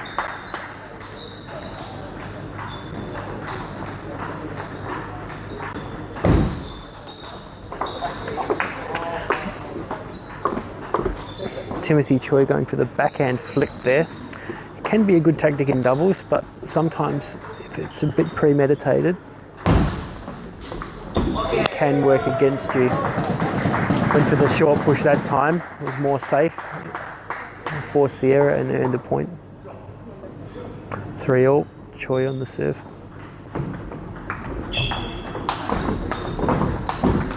Oh, outstanding rally. Top spin to top spin.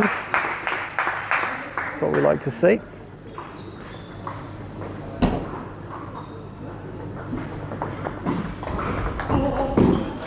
Jack Chen just getting a fraction of luck there. Forehand topspin took the top of the net, but they were going to be in a strong position anyway.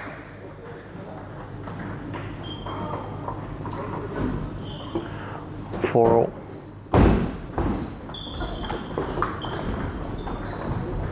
Oh, Geelong there using his long pimple to his advantage there. Jack Chen was slightly back from the table. He brought him in and forced the error. Fault serve. Just missed contact on the ball there, and untimely error, 5 apiece. Jack Chen on the serve.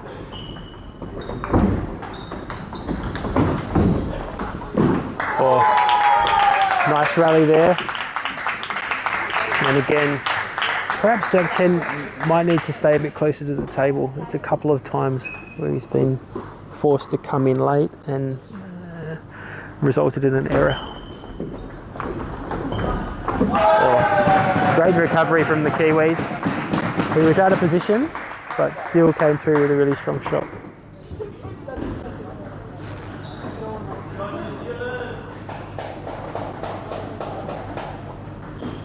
Six all.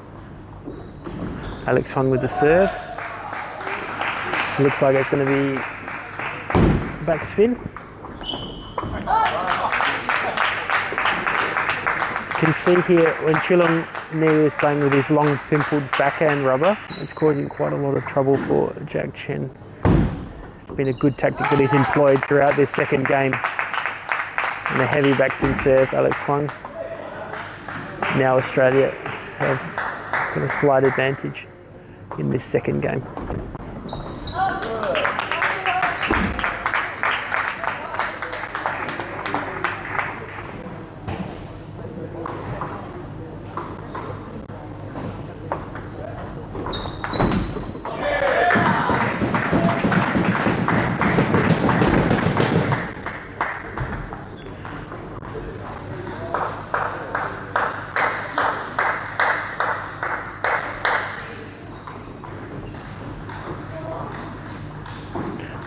Change of serve. Oh, Timothy Choi, the bomb forehand there. Kept New Zealand in that point. 9-8, crucial serve. Let's see what he does. Short backspin. Oh, outstanding push, Jack Chen. Caught Alex Huang off guard. The heavy backspin to wide forehand. Quite a good tactic when it's used in the right time, as it was then.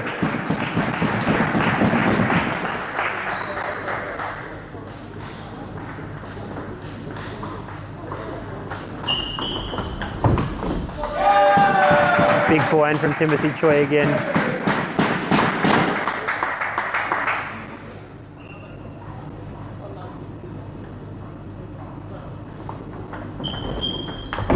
And another big forehand. Both games have gone the way of the Kiwis here with 11-9 in that second game. It's interesting to see in both the end of the first game and the end of the second game, Timothy Choi really taking control of the points, using his forehand to his advantage and putting Australia well and truly under pressure. You'd have to say outstanding play from Timothy Choi. And also Jack Chen as well. They're out to a 2-0 lead and will be looking to book their spot in the final by closing out the match. It's interesting in doubles, obviously the combinations change every game and how the different combinations work. So in the first game, when Chulong Ni was playing towards Timothy Choi, seemed to work quite well for the New Zealanders. But then in the second game, when Chulong was playing against Jack, it tended to work a bit better for the Australians. However, New Zealand were obviously able to still claim that second game and race out to this 2-0 lead. Over in the other semi-final, it's still 1-0 in favour of Australia. However, New Zealand are fighting back in this second game, currently leading 9-7. All right, back for game 3. It's make or break for Australia here. Obviously, if they don't win this game, they will lose the match. It'll be interesting to see whether they change their tactics, but it might not matter. With Timothy Choi in this kind of form, he's controlling the match. He's looking very dangerous indeed. Australia would probably be well placed trying to play to his backhand. Touches that. A short ball from Chulong and then provides the opportunity for Alex Huang to attack. But anything long, Timothy Choi's forehand, he's been on fire. Oh, loaded backspin from Chulong there, forcing the error.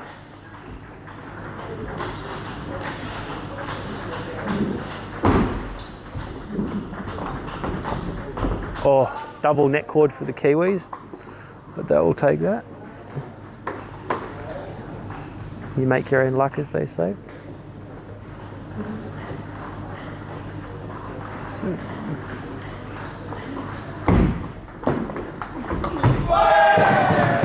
It's a classical doubles tactic there from New Zealand. Short serve, hoping for a long return, and then a strong topspin. Works more times than not.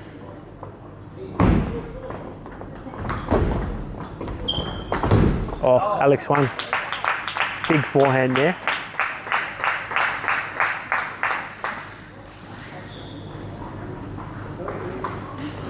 Players just toweling down, 3 apiece. Alex Huang serving to Jack Chen.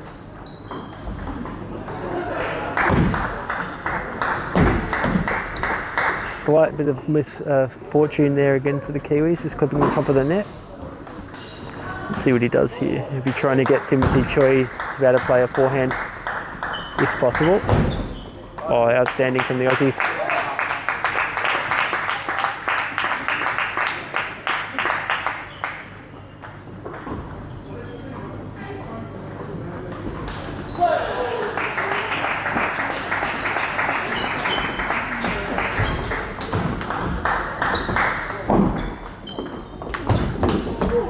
Oh, outstanding point. Magnificent from both sides there. Top spin, and it's the New Zealanders who come out on top.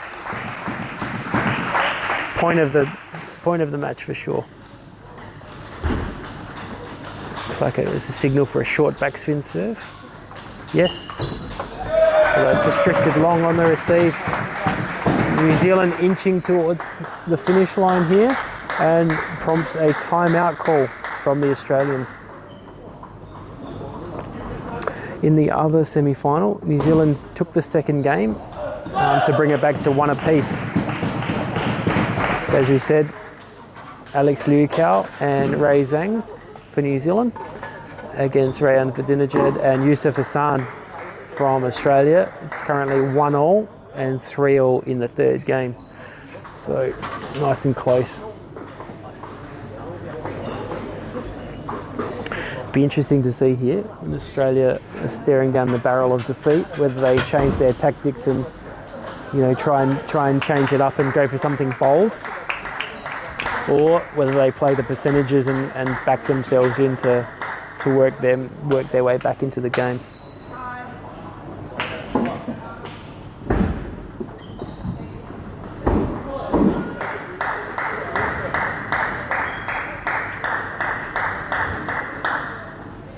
Also, it will be interesting to see whether Timothy Choi, as he did in the first and second game, can really back himself in and try and take charge of the match at the end of the game.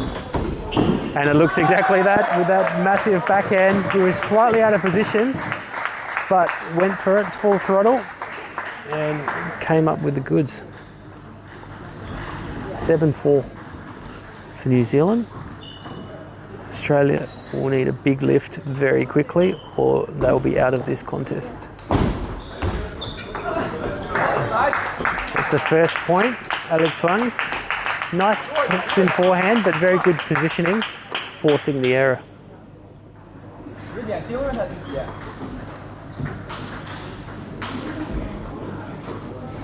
All right. Timothy Choi on the serve. It's 7-5.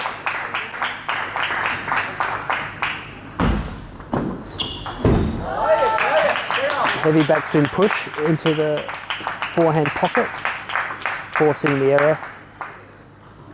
Good return there from Alex Huang.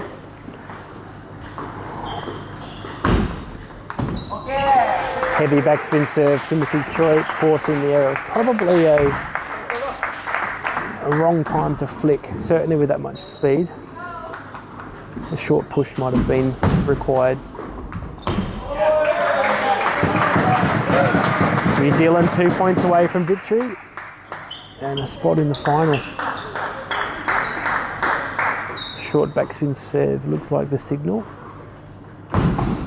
but it drifts long and Jack Chen takes full advantage, bringing up 4 match points for New Zealand.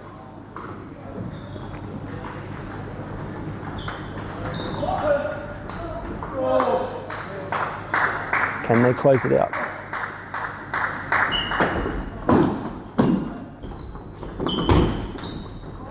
That's it from the Australians. They're still fighting hard, but a long way back.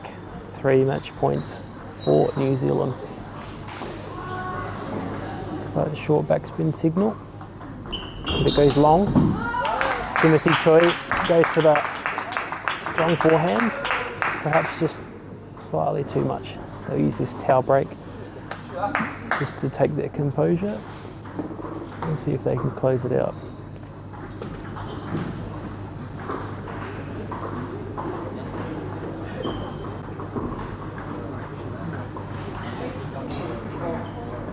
Chulungni on the serve.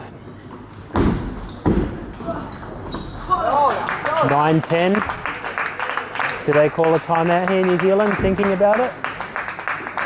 Or do they back themselves in? And they do call a timeout. Interesting from the Kiwi bench there, they've had 4 match points, has been eroded down to 1 match point, wanting to try and finish it 3-0 rather than push into a 4th game.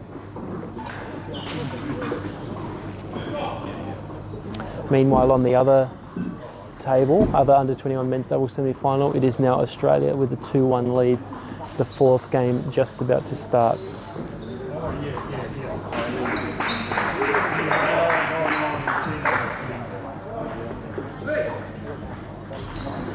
So here on the televised court, just off camera, Matt Hetherington giving some advice to the Kiwis. Australia first back onto the table. Have a little bit of confidence after the last few points, but still a match point down.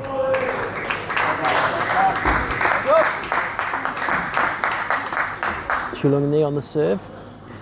Can the Kiwis finish it?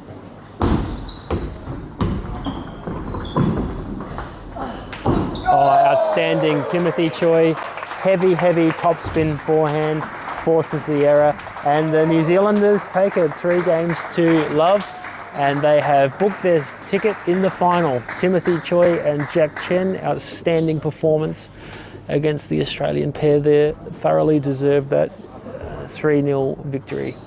Well done to New Zealand. We'll be back on table again in around 5 minutes for the women's doubles semi-finals. Thank you, everyone. Tune in again soon in about 5 minutes.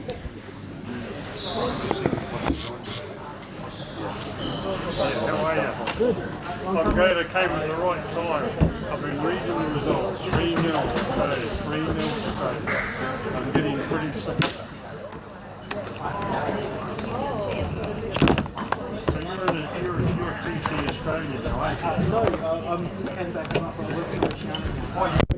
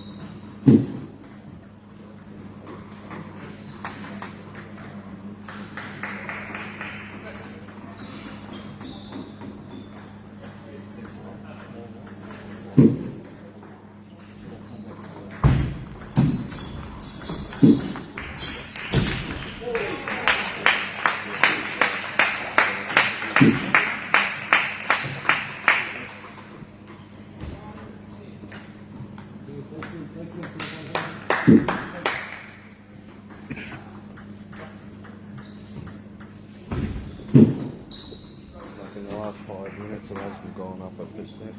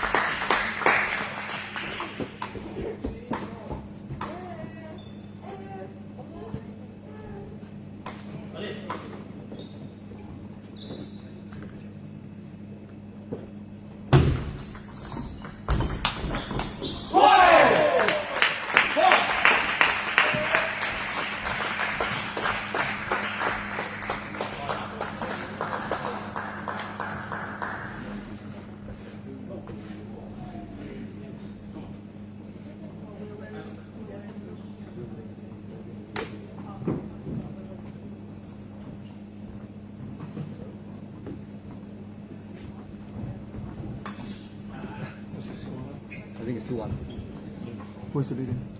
New Zealand. So if they finish, 3-1, if it's straight out, I mean that feels what? New Zealand leading. Yeah.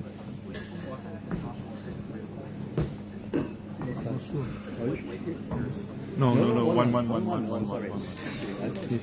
13. Oh, 13, yeah.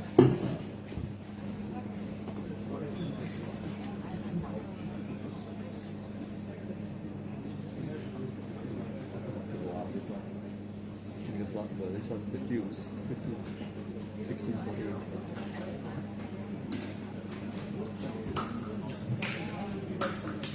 Table needs a one.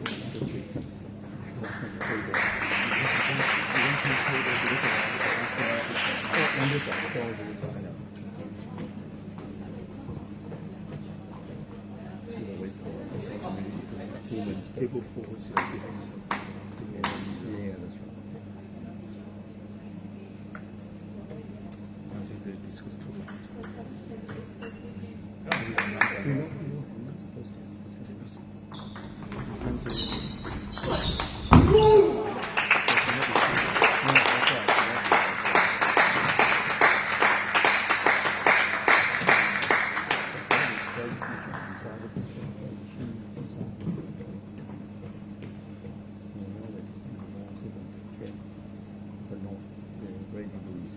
The boundaries are not too long. Yeah, But I know it's got a strong house too. yeah.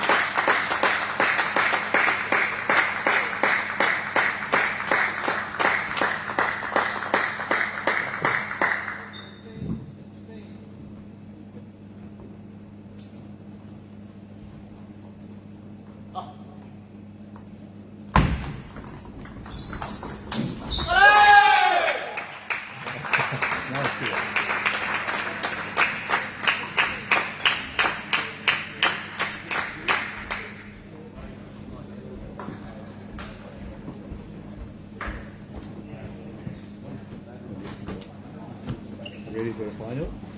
Oh, you're not in there. No. You're on the final. Are you in the final? No. We played yesterday, we lost. Oh. You're on the people.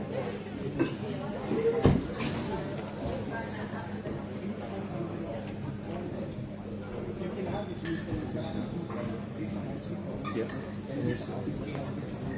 Play the wrist return.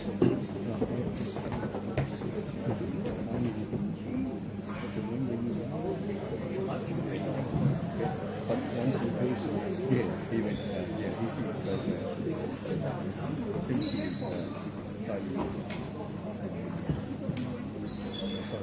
Too much risk here. yeah, I think he's not experienced. You wouldn't believe it. None of the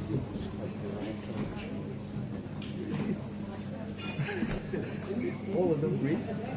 You know,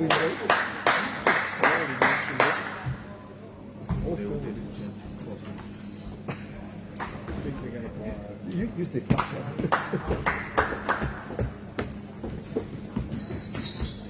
Yep, good. We're going to Borrow somebody else? Yeah. Nobody wants to change. Yeah, that's right. We both got goals now. The other one got gold. Yeah.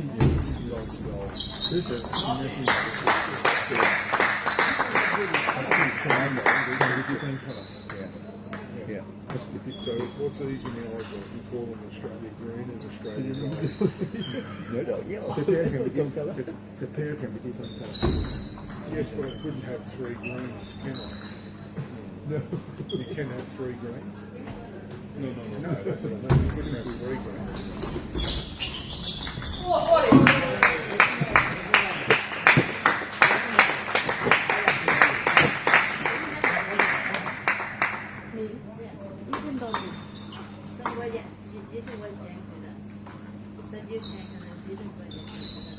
No, 이제는 the only thing that we're wearing blue.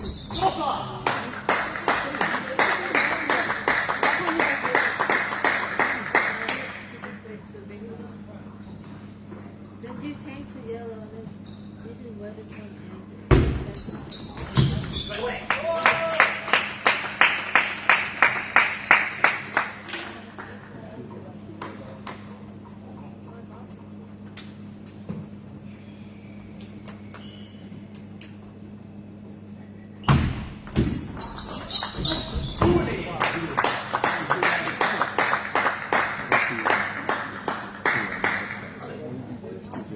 You could change any moment.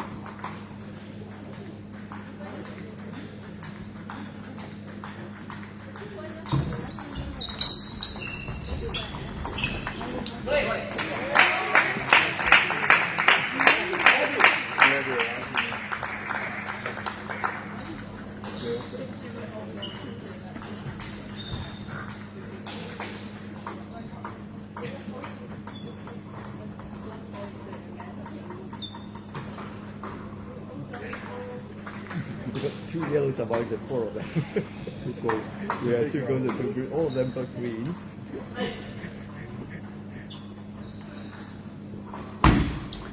Are we changing now?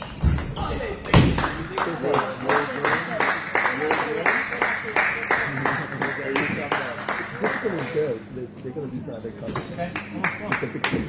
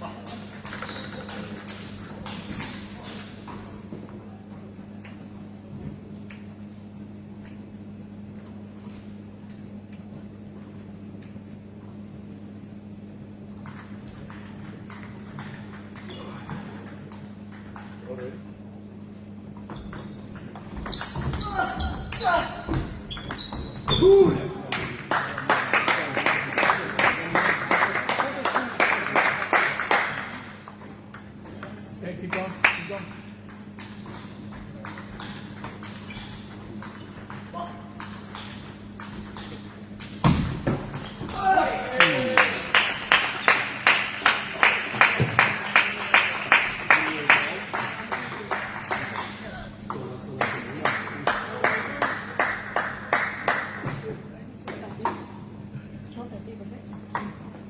It's still a bit long. It's annoying.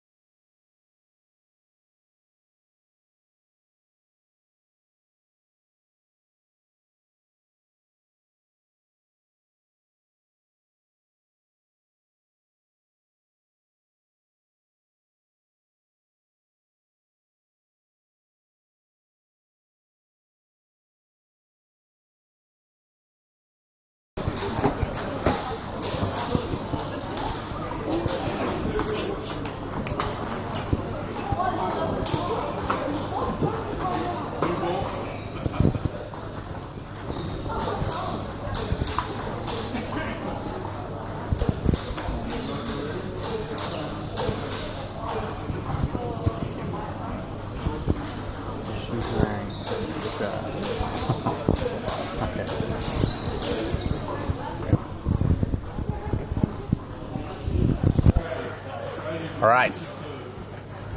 Welcome back to the 2024 ITTF-Oceania Championships here in Auckland. I'm Matt Hetherington. I'm back again. Shane's still hanging in there with me. Hey, Matt. Here for the under 21 women's doubles final. It's an all Australia affair. Hannah Go and Yi-Jen Shu on the far side in the green, playing against Sanaya Buddhadasa and Cherry Lee, who's gone incognito mode. I think they had to do some quick shirt changing to make sure they were wearing different colours. So she's wearing Connie's yellow shirt.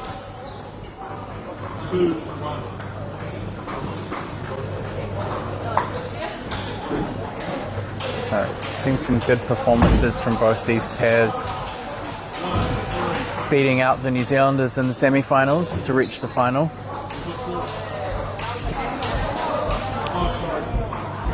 So a bit of controversy there. Umpire's called a fault, but he's given the point to the wrong team. Oh, okay.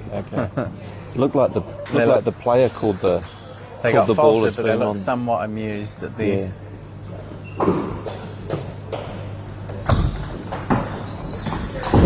Yeah, so I think Cherry and Sanaya will probably be the slight favourites here, just having more experience in these Oceania events.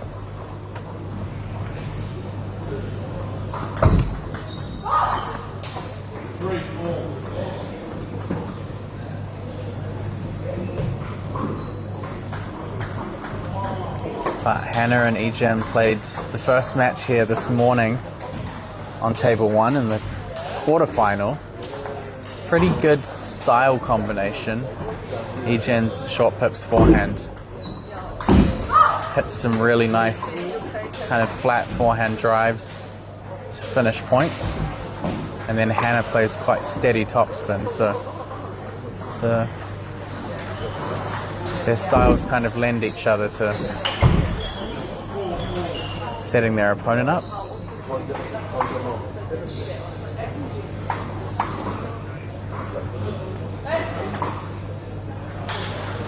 Notice there's a lot of signalling in doubles these days, not just from the server, but receiving as well, receiving serve. I'm personally not a huge fan of that if I'm playing doubles. It has become a lot more common, but you have to be really careful with premeditating your receive when you don't know what's coming. I think a lot of these younger players, when they do it in doubles, if you signal that you're going to try and receive short, you kind of sometimes overcommit to it, and if the other person serves topspin, a lot of the players don't adapt and change their decision, so it can be a little bit risky. Yeah, I think you also get in that mindset, right? You've set up that you're going to receive short. That you maybe stop looking for that serve that's drifting a little bit long. And I think I've experimented with it before, and it does take some getting used to. But it looks very common practice in this event.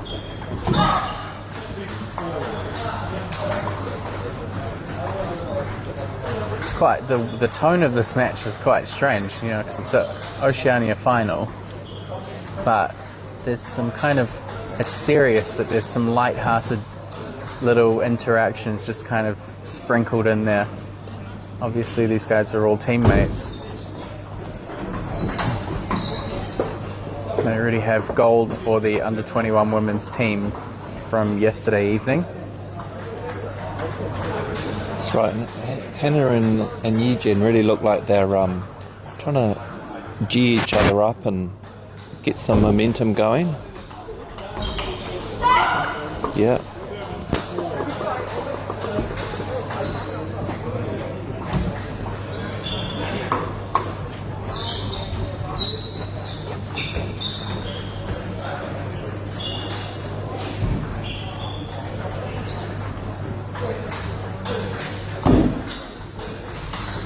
Nice shot.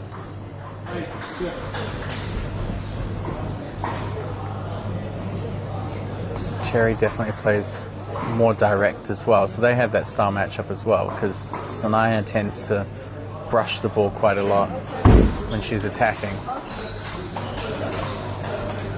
And it's always effective in a doubles pairing when you've got two players that play different styles. It just means that when you change ends after the first game, the opponents are now heading to another style of player, and there's more things to adapt to. So, wow, that's good.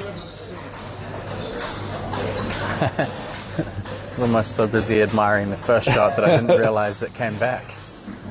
10-7. The Aussie pair in yellow.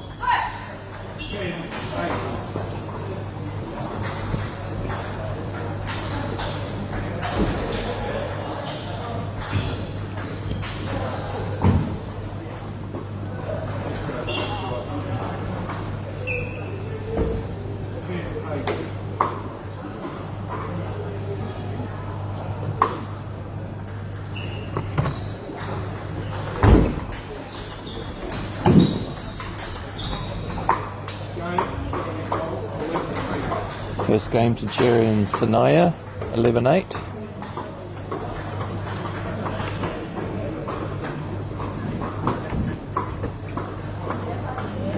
Yeah, it kind of went somewhat how I expected. It's close, but again, that experience just kind of showed in the important points.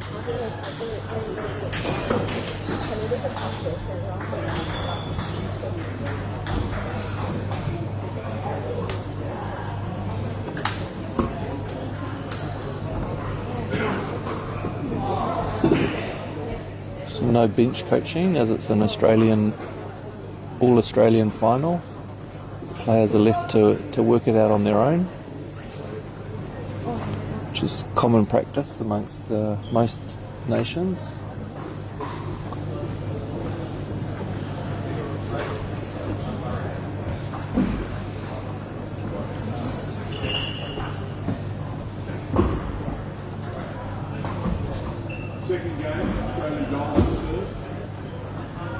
Gotten pretty quiet in the stadium. All the New Zealanders are using this as an opportunity to get out here and take a break. They've been in here certainly looks that supporting way. all their teammates. Of course, they'll be in the under-21 men's doubles final after this. Nice play. I think the biggest factor when you look at both of these pairs is the shot quality coming from Cherry and Sanaya is just a little bit higher. The executions. Wow, I have to eat my words now. as is the norm when commentating.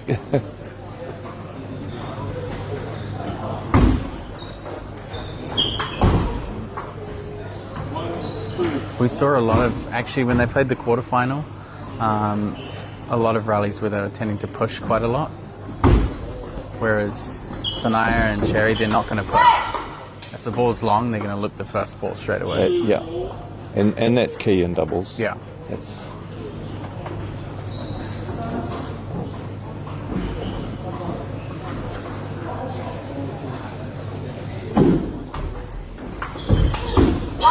That's a good play. yeah. Yeah, I mean, you can see the intention behind it. They're trying to play deep and heavy to set the ball up so that they can play forward, but so far we haven't seen the pair in yellow kind of spin the ball that high.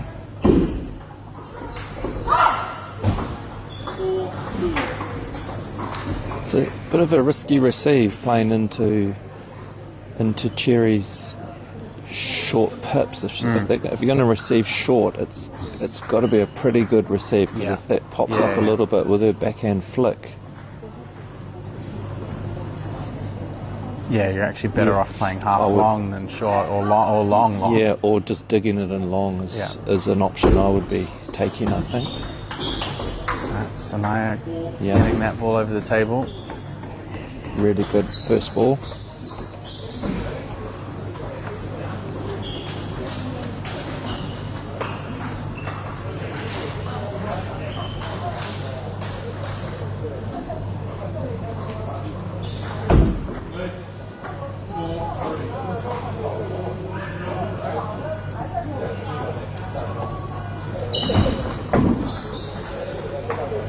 It's a good receive.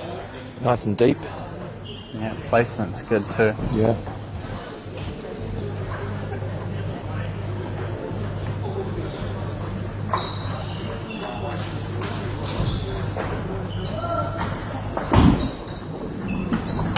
Oh, great setup. Nice.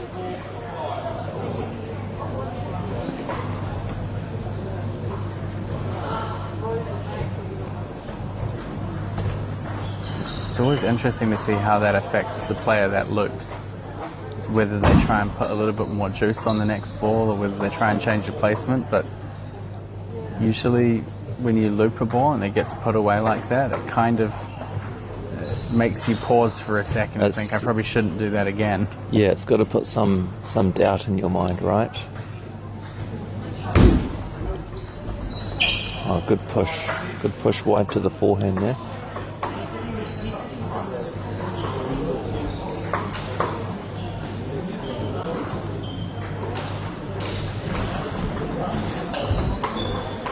Jen going for that short pips loop.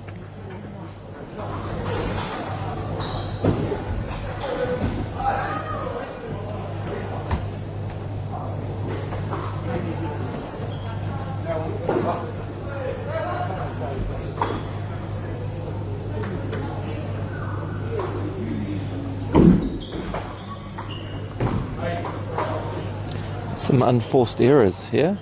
Series of. This is what doubles is about.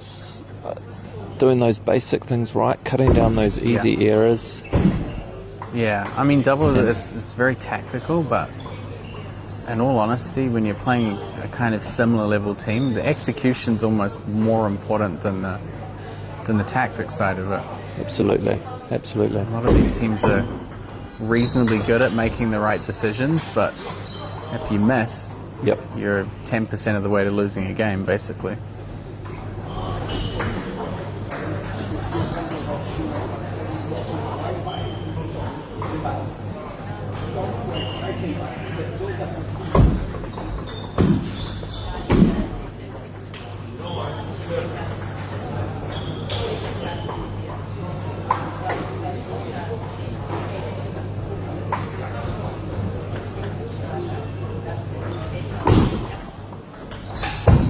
Interesting to see Cherry still using that very high toss serve even in the doubles game. Yeah, it's not that common. Yeah, I'm surprised it's not. She seems to be getting the serve pretty short. I'm surprised it's not drifting long a bit further because it makes it harder to control, right? Yeah, especially when you're forced. Usually you wouldn't serve high toss from that corner either. So yeah, it's not a natural. It's a bit of a weird direction. That's right. Yeah, she seems to do it well. Control, She's yeah. 8-10. And right onto the back line of the table. It's really working well for the pair in yellow, pushing long, digging it out long, and yeah, I don't think Ejen and Hannah they're not really as strong on that backhand half of the table. When you get it to their forehand, spinning and hitting flat shots, pretty formidable, but I think a lot of the time when Sanaya and Cherry, who have now realised they're both wearing different players' shirts, when they've kind of dug the ball in down the backhand line, a lot of the time they're getting a long pushback. Yeah. I would say like 80 to 90% of the time, so yeah, that gives them a lot of big advantage. Options. Yeah, being able to attack first. So 2-0 for the ladies in yellow. It's going to be gold for Australia, whichever way this goes. But right now, it looks like Sanaya and Cherry are in a pretty comfortable position here. Hannah and Ejen are still very spirited. They're fighting hard, and they're still trying to G themselves up here. See if they can.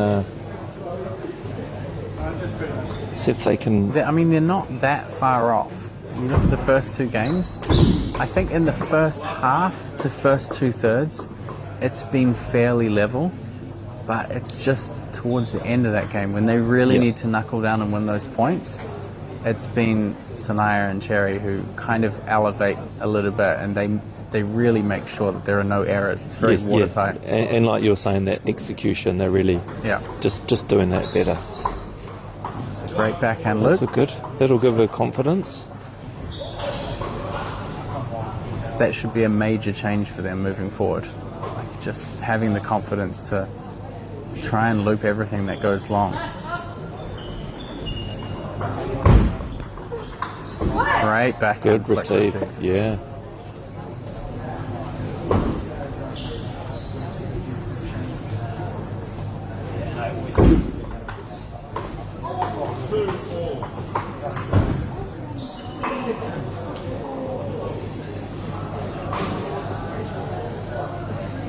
Hey, gents, can I offer one of you a complimentary drink?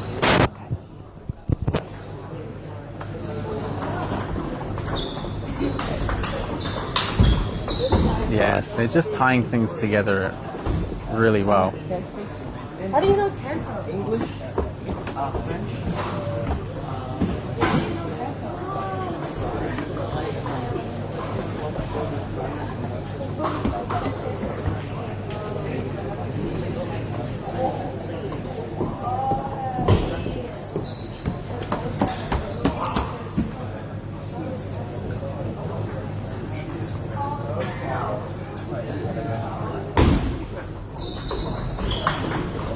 That's good. Great execution. Yep. Nice tight receive.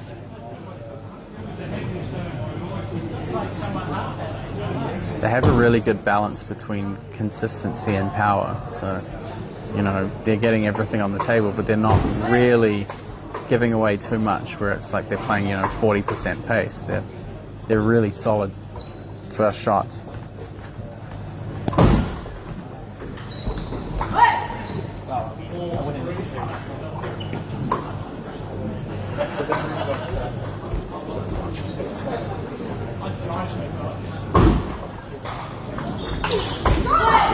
Awesome counter. That one, she's hit straight into her partner's back. She's all right. Be a She's all right comical with it. moment for everyone on the court. Yeah. It's not that funny, is that what she said? Yeah. She tries to keep a straight face.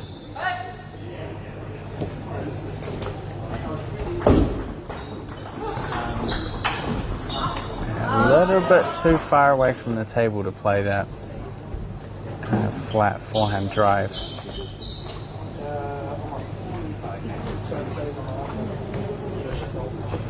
Yeah. Interesting combination having two right-handers playing together. There's always that risk of getting driven back from the table. And having two right-handers, you do need to be moving and then getting out of the way when it's your partner's shot, but coming back in to control the table as soon as possible. And I do feel that the pair in yellow are controlling the table better.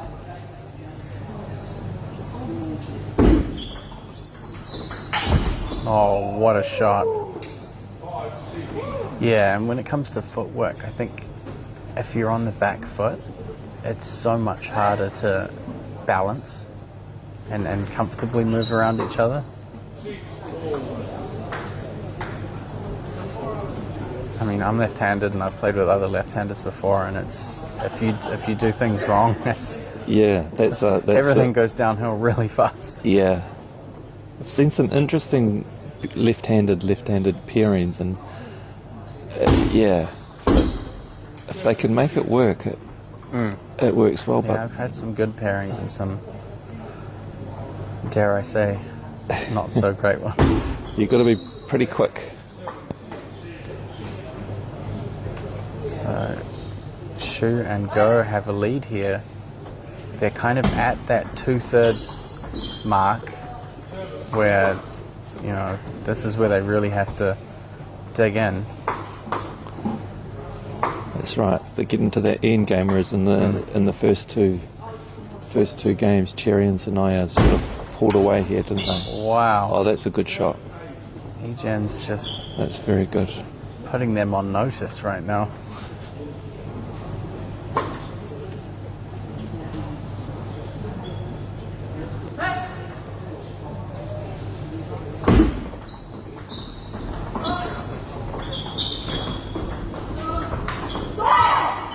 That was almost a game of chicken there, really. Yeah. Haven't Cherry seen too was many the one. points like that this match. About 5 or 6 pushes in a row.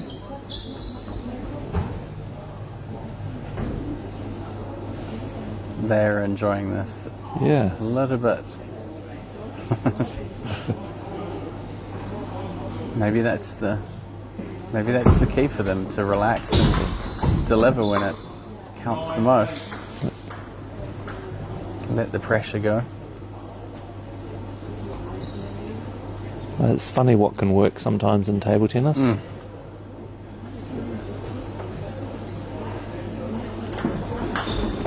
Oh, It was a golden opportunity, they elected to go for the long surprise serve and it worked. pun intended.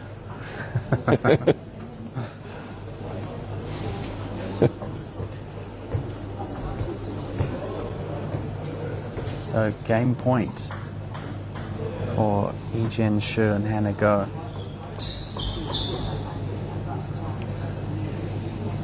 Keep their chance at a gold medal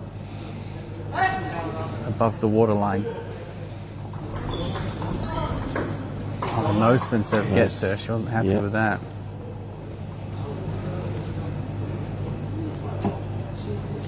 I think it's the right option. Pushing long into Cherry's backhand is.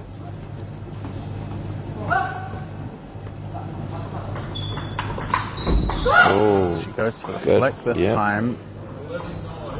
they Great get there. decision making. She's just holding her own cheek there.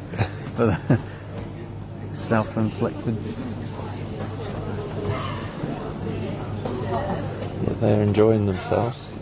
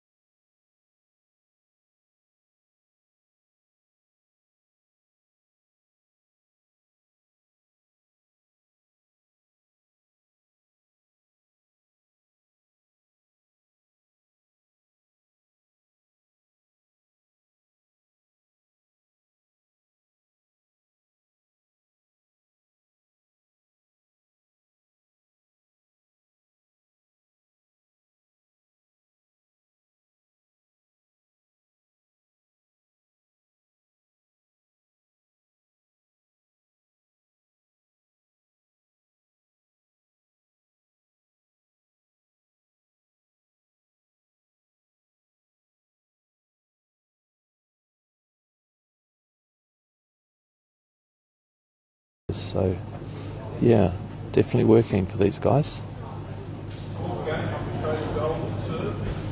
Australia gold. Is that foreshadowing?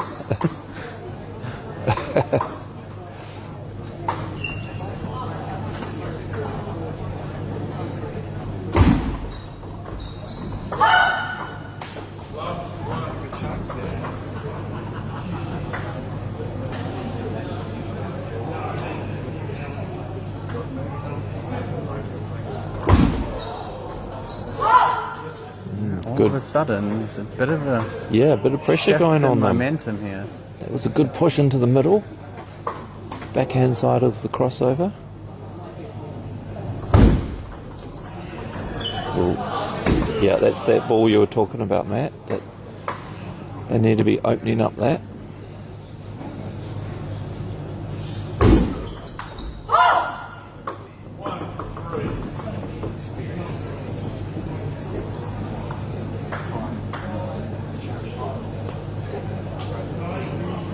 Definitely seeing more unforced errors creeping in on the Sai and Cherry team that they need to lock down.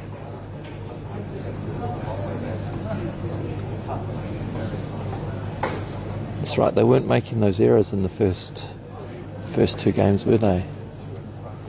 Just shows what a bit of pressure can do. And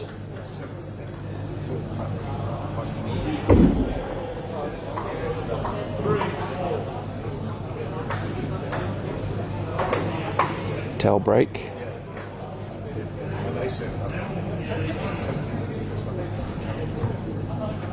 Both pairs talking to each other a lot, really communicating what they what they need to be doing.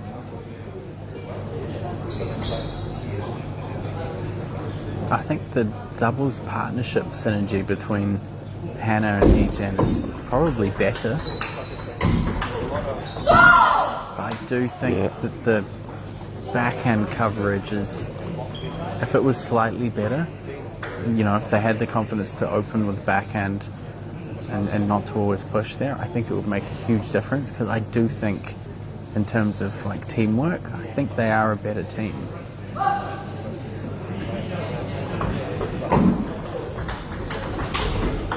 And that's a great shot. That's great from play. Cherry. Yeah. They did everything right too. Hannah and Yijen using the backhand to open up.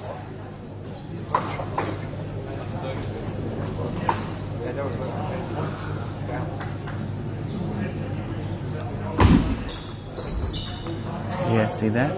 All from where we're sitting, it looked long enough to go for. Yeah. That high toss serve.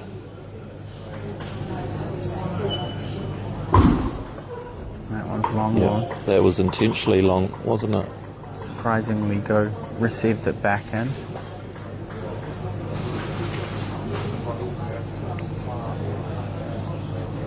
I think it's really become a game of find the backhand for the team in yellow.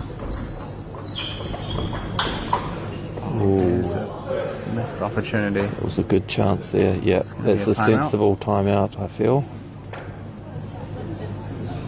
It's been a bit of a swing in momentum.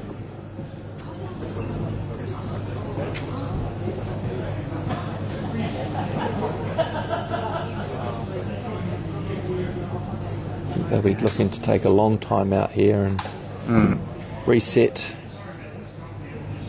That first point after a timeout can be crucial, just to change the rhythm of the match and get it back in their favour. I mean, they're doing such a good job of covering that forehand half. If they could even get across the middle third a little bit more and just go for those shots, those backhand openings. Yeah. I think we've only seen a couple of times during the whole match so far where Hannah's opened up with a backhand, and she has a nice steady backhand opening. And she must know that they're targeting that area. Yeah. It's definitely the tactic.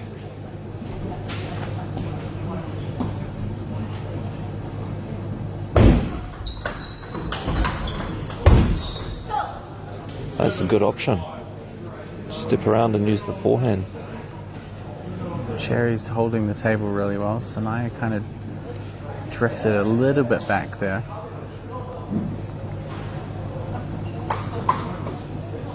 Sanaya is a very, very relaxed player. She looks very calm, handles the pressure well. Yeah, great combination of forehands there.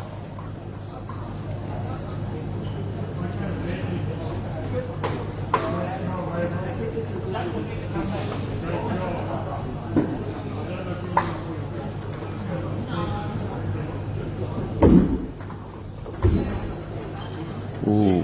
That rolled straight back into the net.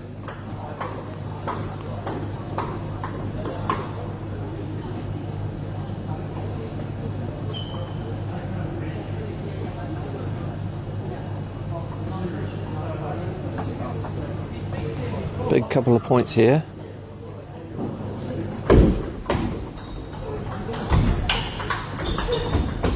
Yeah, well held there by Sanaya. Just dealing with that first opening ball really changed the way the point played out. Yeah, because that was the hard one.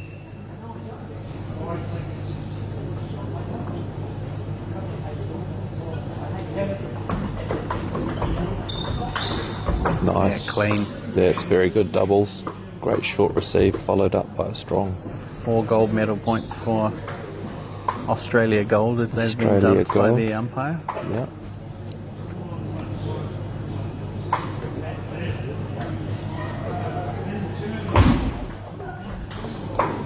Just sends it long.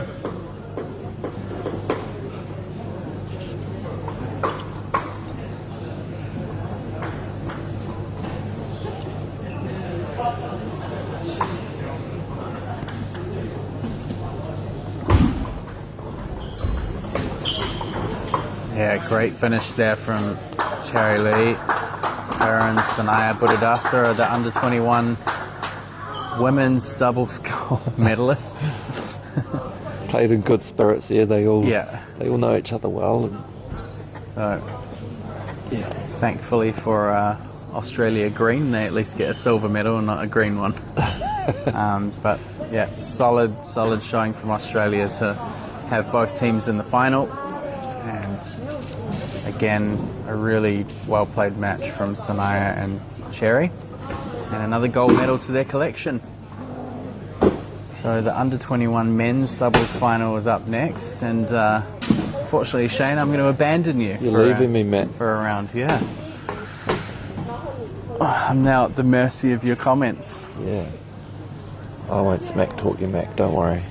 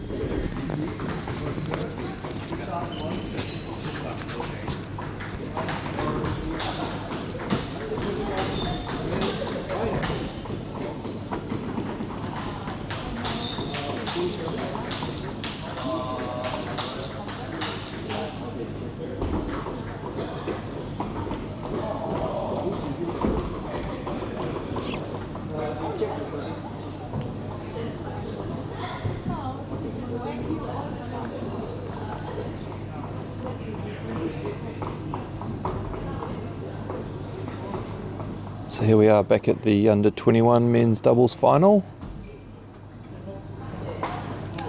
The Australians at this end, Rayan Vadinajad and Youssef Hassan, versus the New Zealand pairing of Jack Chen, Timothy Choi.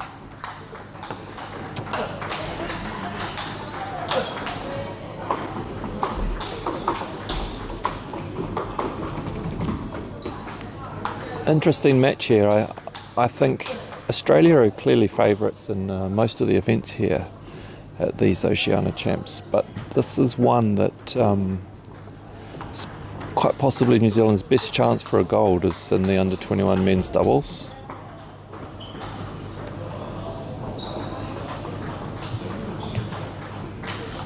Jack and Timothy had a great win in the semi-final, beating the top-seeded pair from Australia 3-0.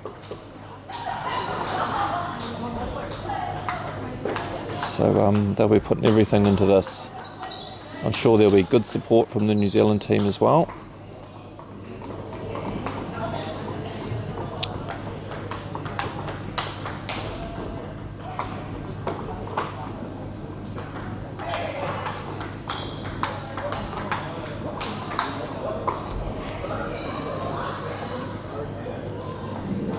All four right-handers.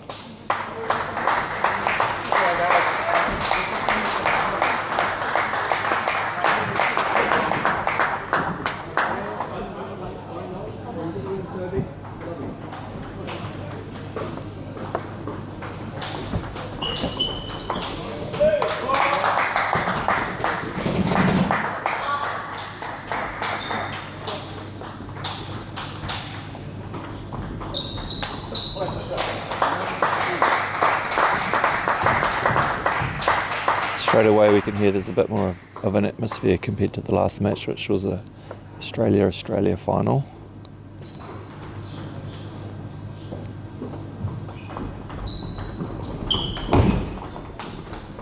Oh, great combinations from Jack and Timothy.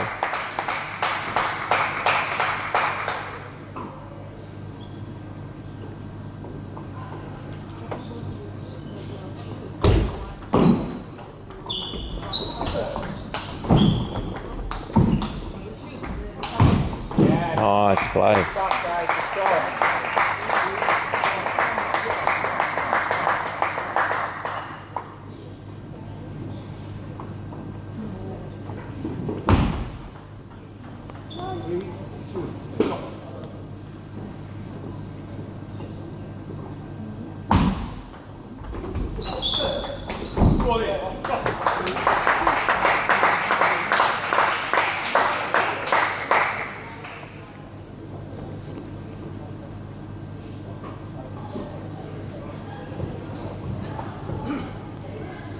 Good receive from Rayan, keeping it nice and tight, allowing Youssef to get in.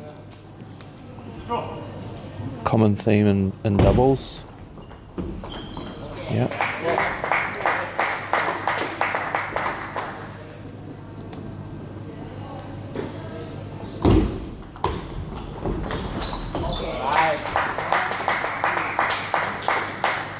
Good defence from Timothy, staying close.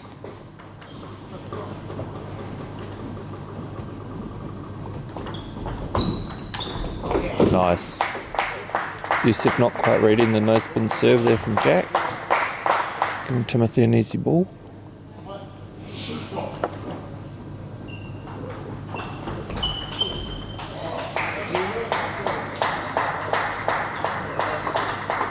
It's a great start for the Kiwis. They'll be very pleased with that.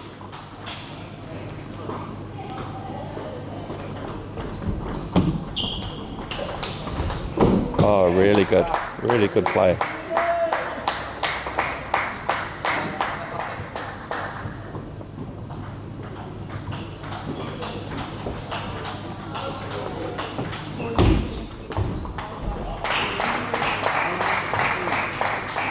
Timothy picked that serve nice and early. It was a little bit high. Pretty comfortable shot to put away.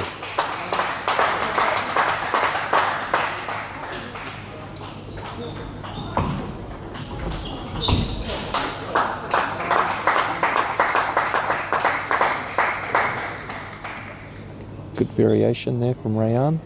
Flicking one ball, dropping one ball short, keeping that doubt in Jack's mind as to what ball is coming his way. Oh, that's excellent. Yusuf played a really good third ball there. Got in a nice spinny shot, but Timothy came to the party.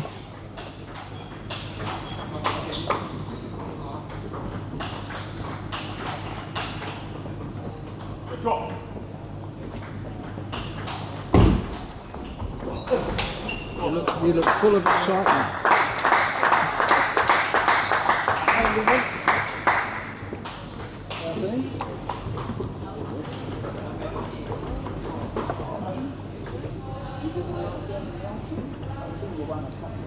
Another game point. Oh. Great shot, Timothy.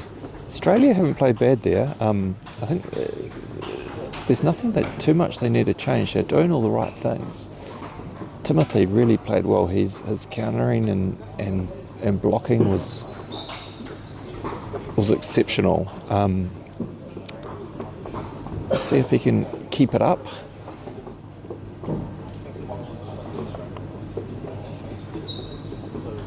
I think the Kiwis are going to be wanting to get in first a bit more.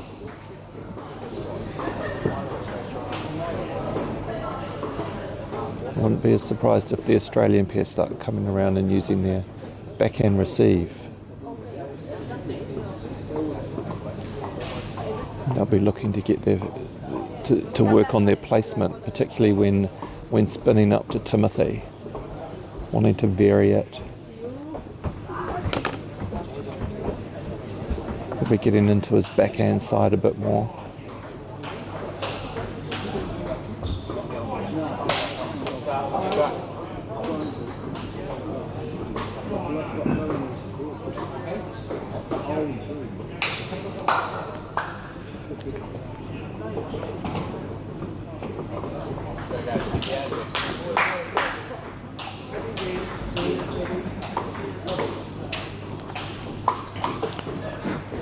Australia to serve.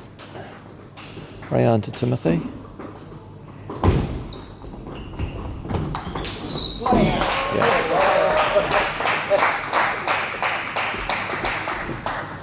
It's the standard go-to in doubles. Receive short and have your partner come in with a strong fourth ball, which they did well there. Jack played a good first loop.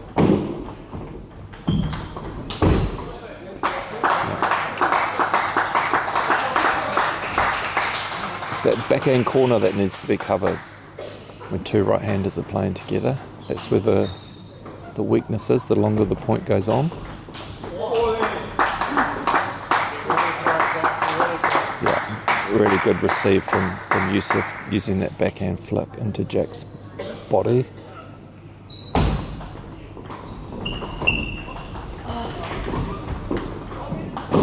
Oh, great block. Good feeling.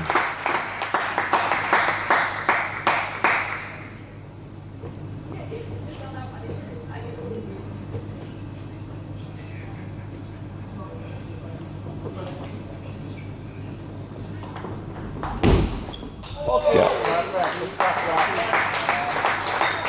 Jack picked that up very well.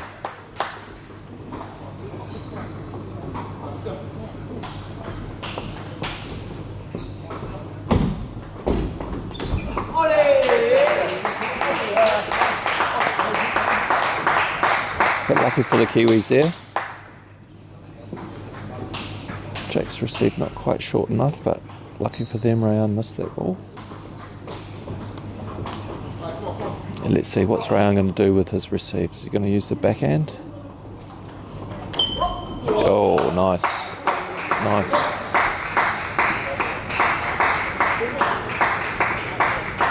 So Jack might want to consider serving a bit longer now. Yeah, good receive.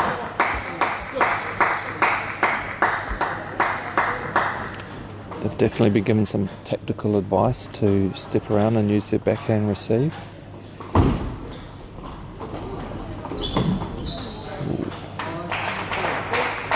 short play.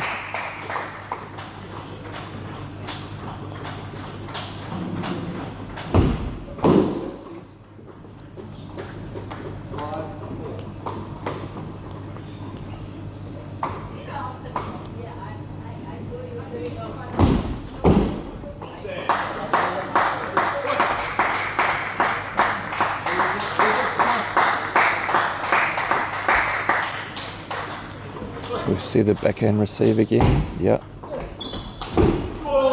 that's working well for the Aussies. I think the Kiwis are doing better in the short play. They seem to have more success. So by coming around using the backhand banana flick, just opens the rally up and somewhat nullifies the advantage that they were getting there.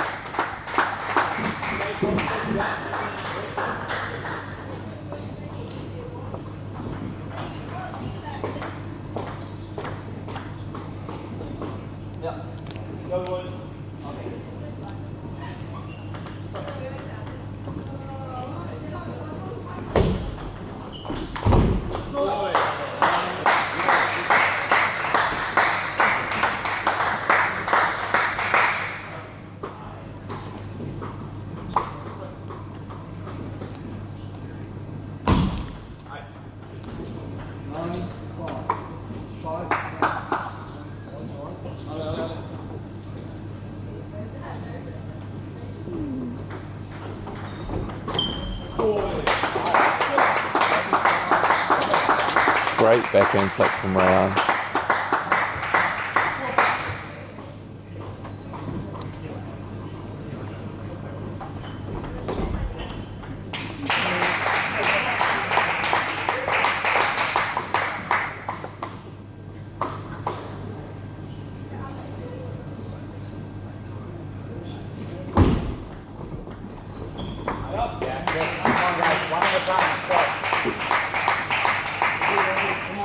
Australia will be looking to close this game out. Their second game point.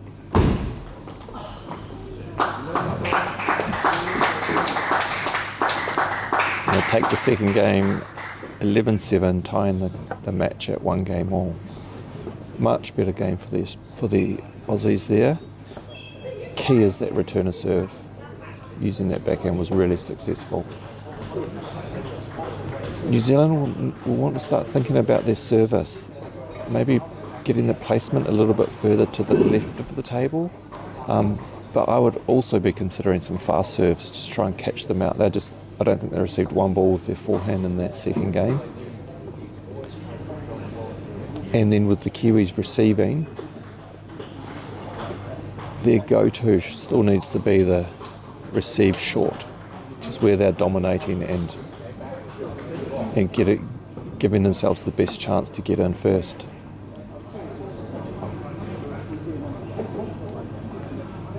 Don't see any reason why the Australian pairing would stop using their backhand receive. Trying to open the point up.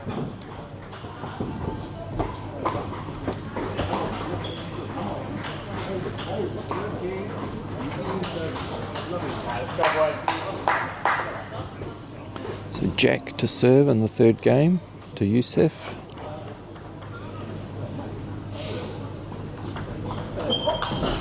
Yeah.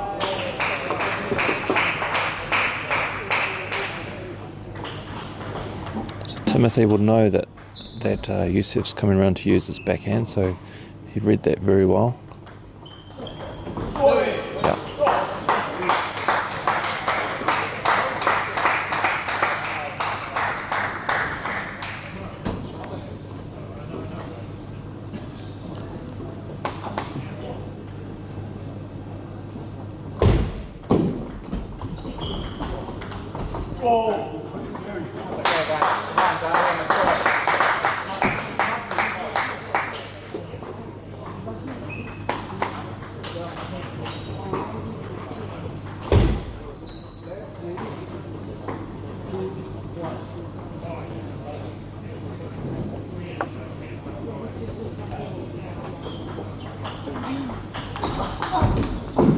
Oh, good play from Rayan. Picked it, moved Moved well out to the wide forehand. Okay, maybe that serve was going a little bit longer, making it that little bit harder to flick. I'd definitely, as the Kiwis, I'd be chucking in a long serve here and there.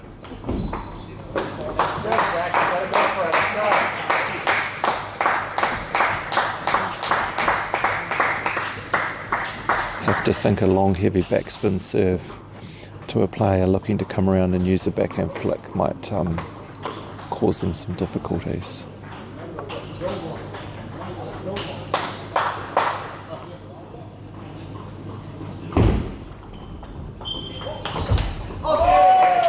Good play from Timothy. That's what he did so well in the first game.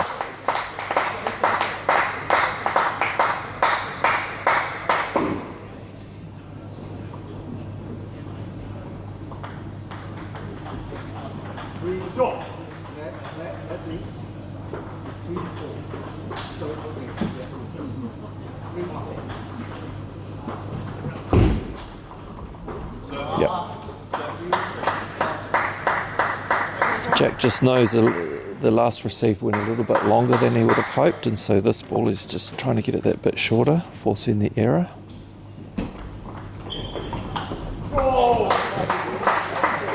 Too late from Timothy.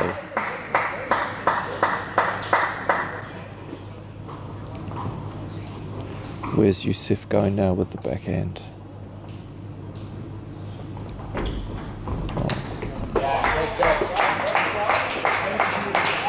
Elected for the forehand receive.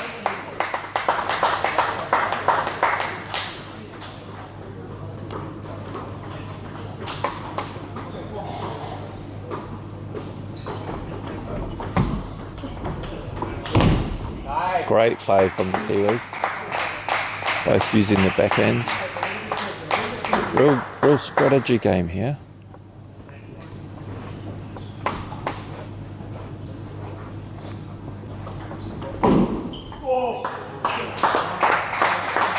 I think both pairs know what they need to be doing, how they should be receiving, but like with any tactic, you don't want to overdo it.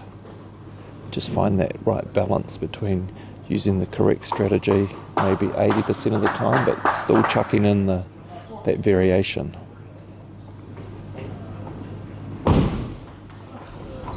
Yeah, that's very good from Rayan. If I was Timothy, I'd be serving a long, heavy backspin. Nice.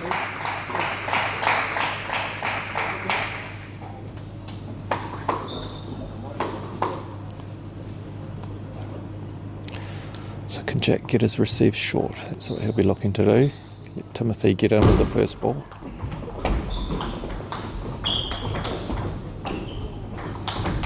Oh, good play. Good table tennis.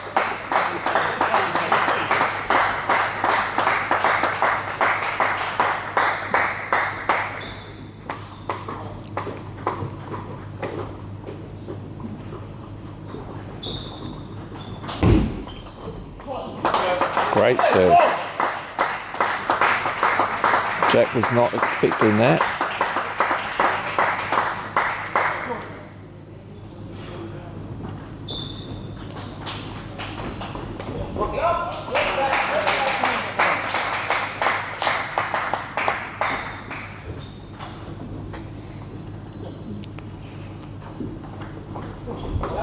Ooh.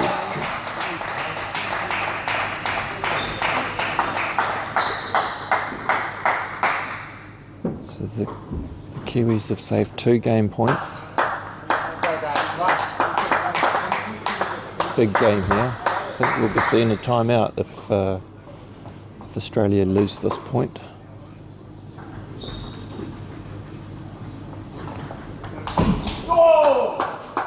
They take it 11-8.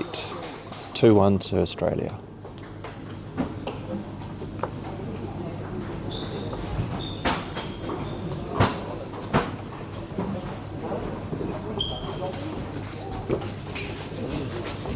Quite an interesting match. How much it's changed.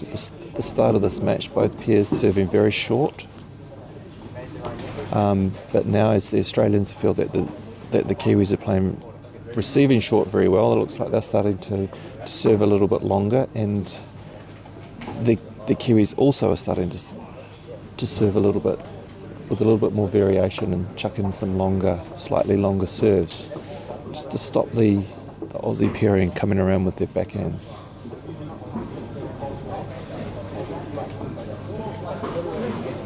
So let's see how this one plays out.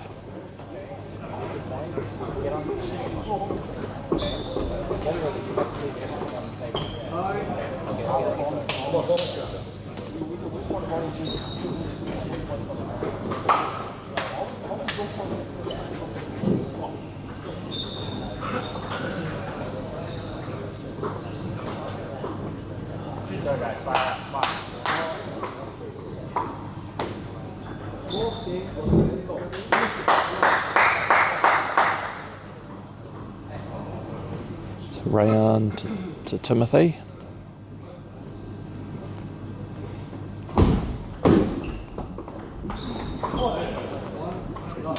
Clipped the edge.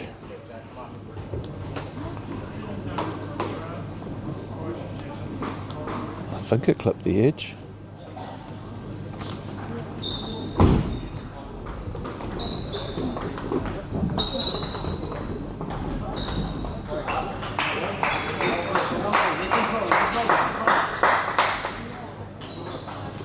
Maybe not. Kind of 1-1. Yep. Umpire's just correcting it now. Should be 2-love to New Zealand.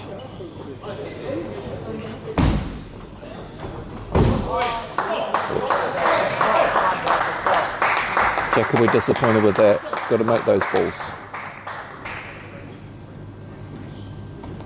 Probably expecting a flick receive there, but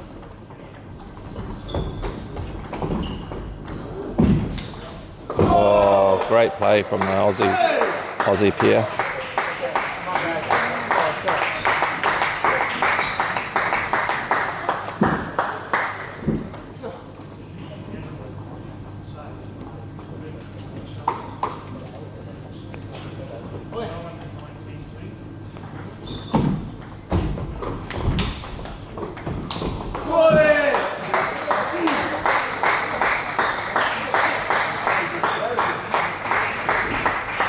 That's the weak point, the weak part of the table when it's two right-handers playing doubles, that backhand corner. Timothy, having received the serve, they're letting him to get across into that corner. It's always going to be the hard shot to make.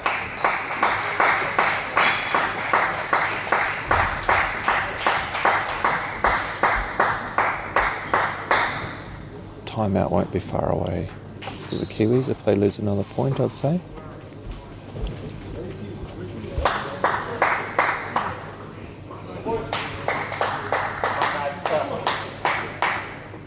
So we're going to see some backhand receives from Rayan. He received Jack's serve so well in the previous game when it was this combination.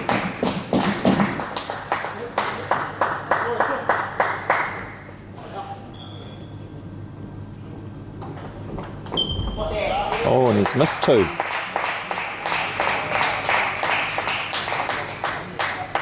So Jack must have been doing something a bit different with his serve there. Something's worked.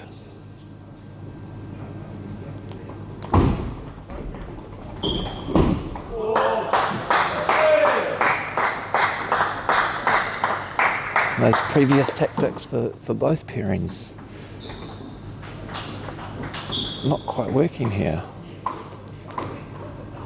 See if Timothy's still looking to receive short. Let Jack get it. Oh.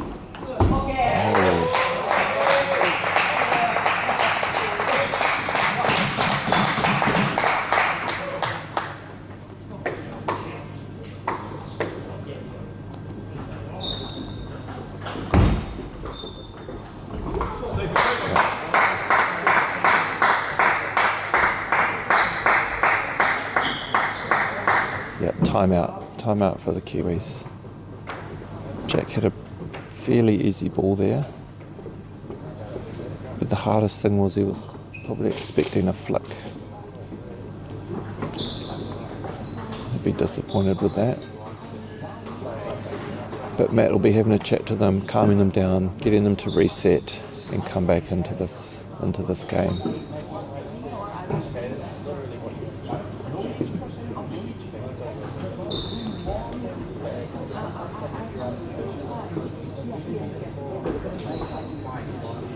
Lots of instructions being given by both Ricardo, the Australian coach, and Matt, the New Zealand coach.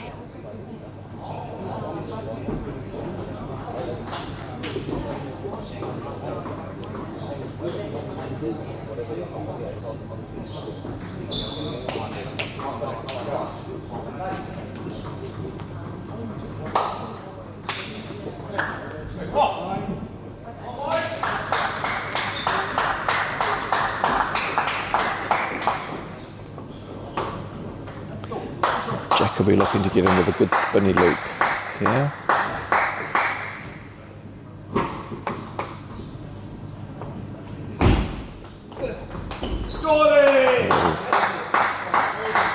Timothy's serve drifting long. Yusuf did well to pick it up.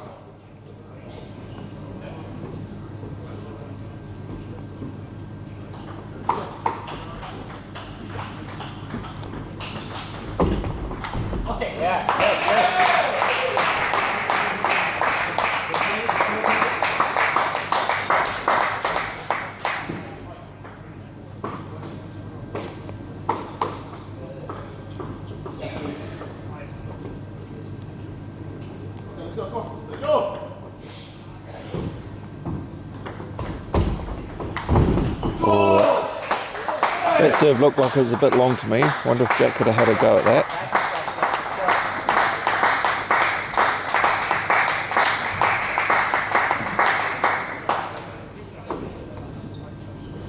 Okay, and we're back to this combination with Rayan receiving with his backhand.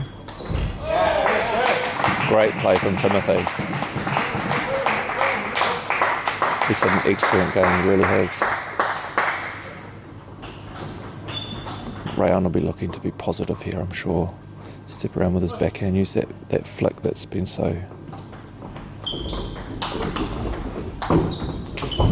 Oh, good point, guys.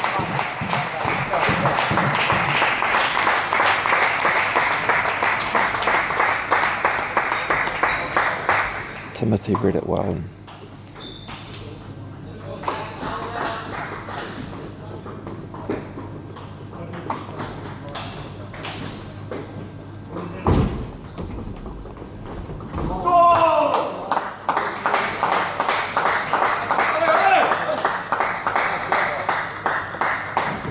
It was a fantastic receive from Timothy, but Yusuf, who played, returned it equally well, dropping it short.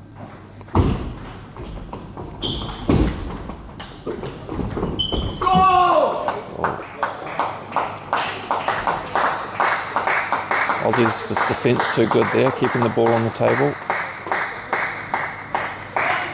Takes them out to a 10-8 lead with 2 match points.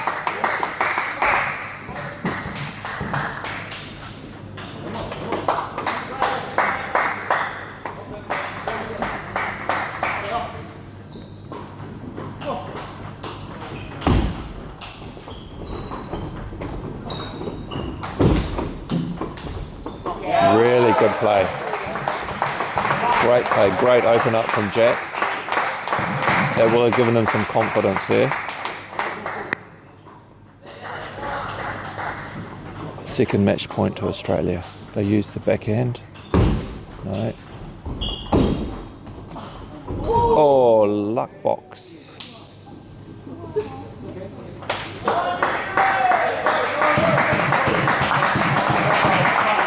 Two match points saved.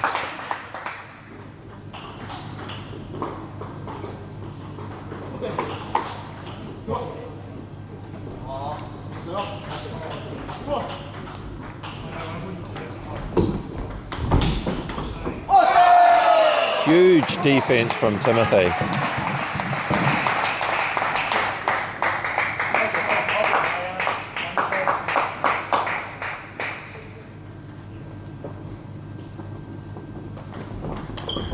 Oh. It's an amazing flip.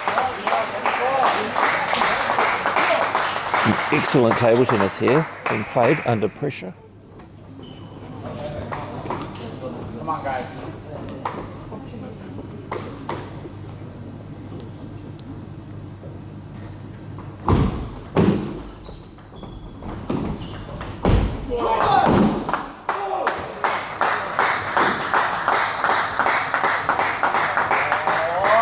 Timothy not happy with that at all.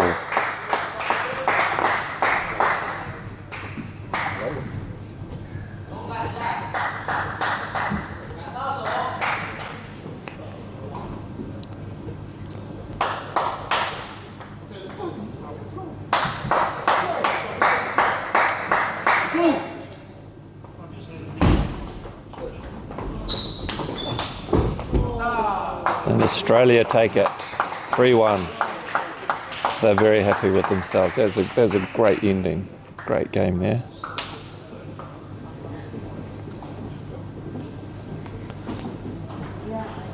After New Zealand took the first game fairly comfortably, I think Australia made some really good tactical decisions and came out and adapted well, found a way to win, executed well and performed really well. Good match. The Kiwis will be very disappointed with that result, but I think they played very well together. So we'll be taking a break here and we'll see you back a bit later on. Cheers.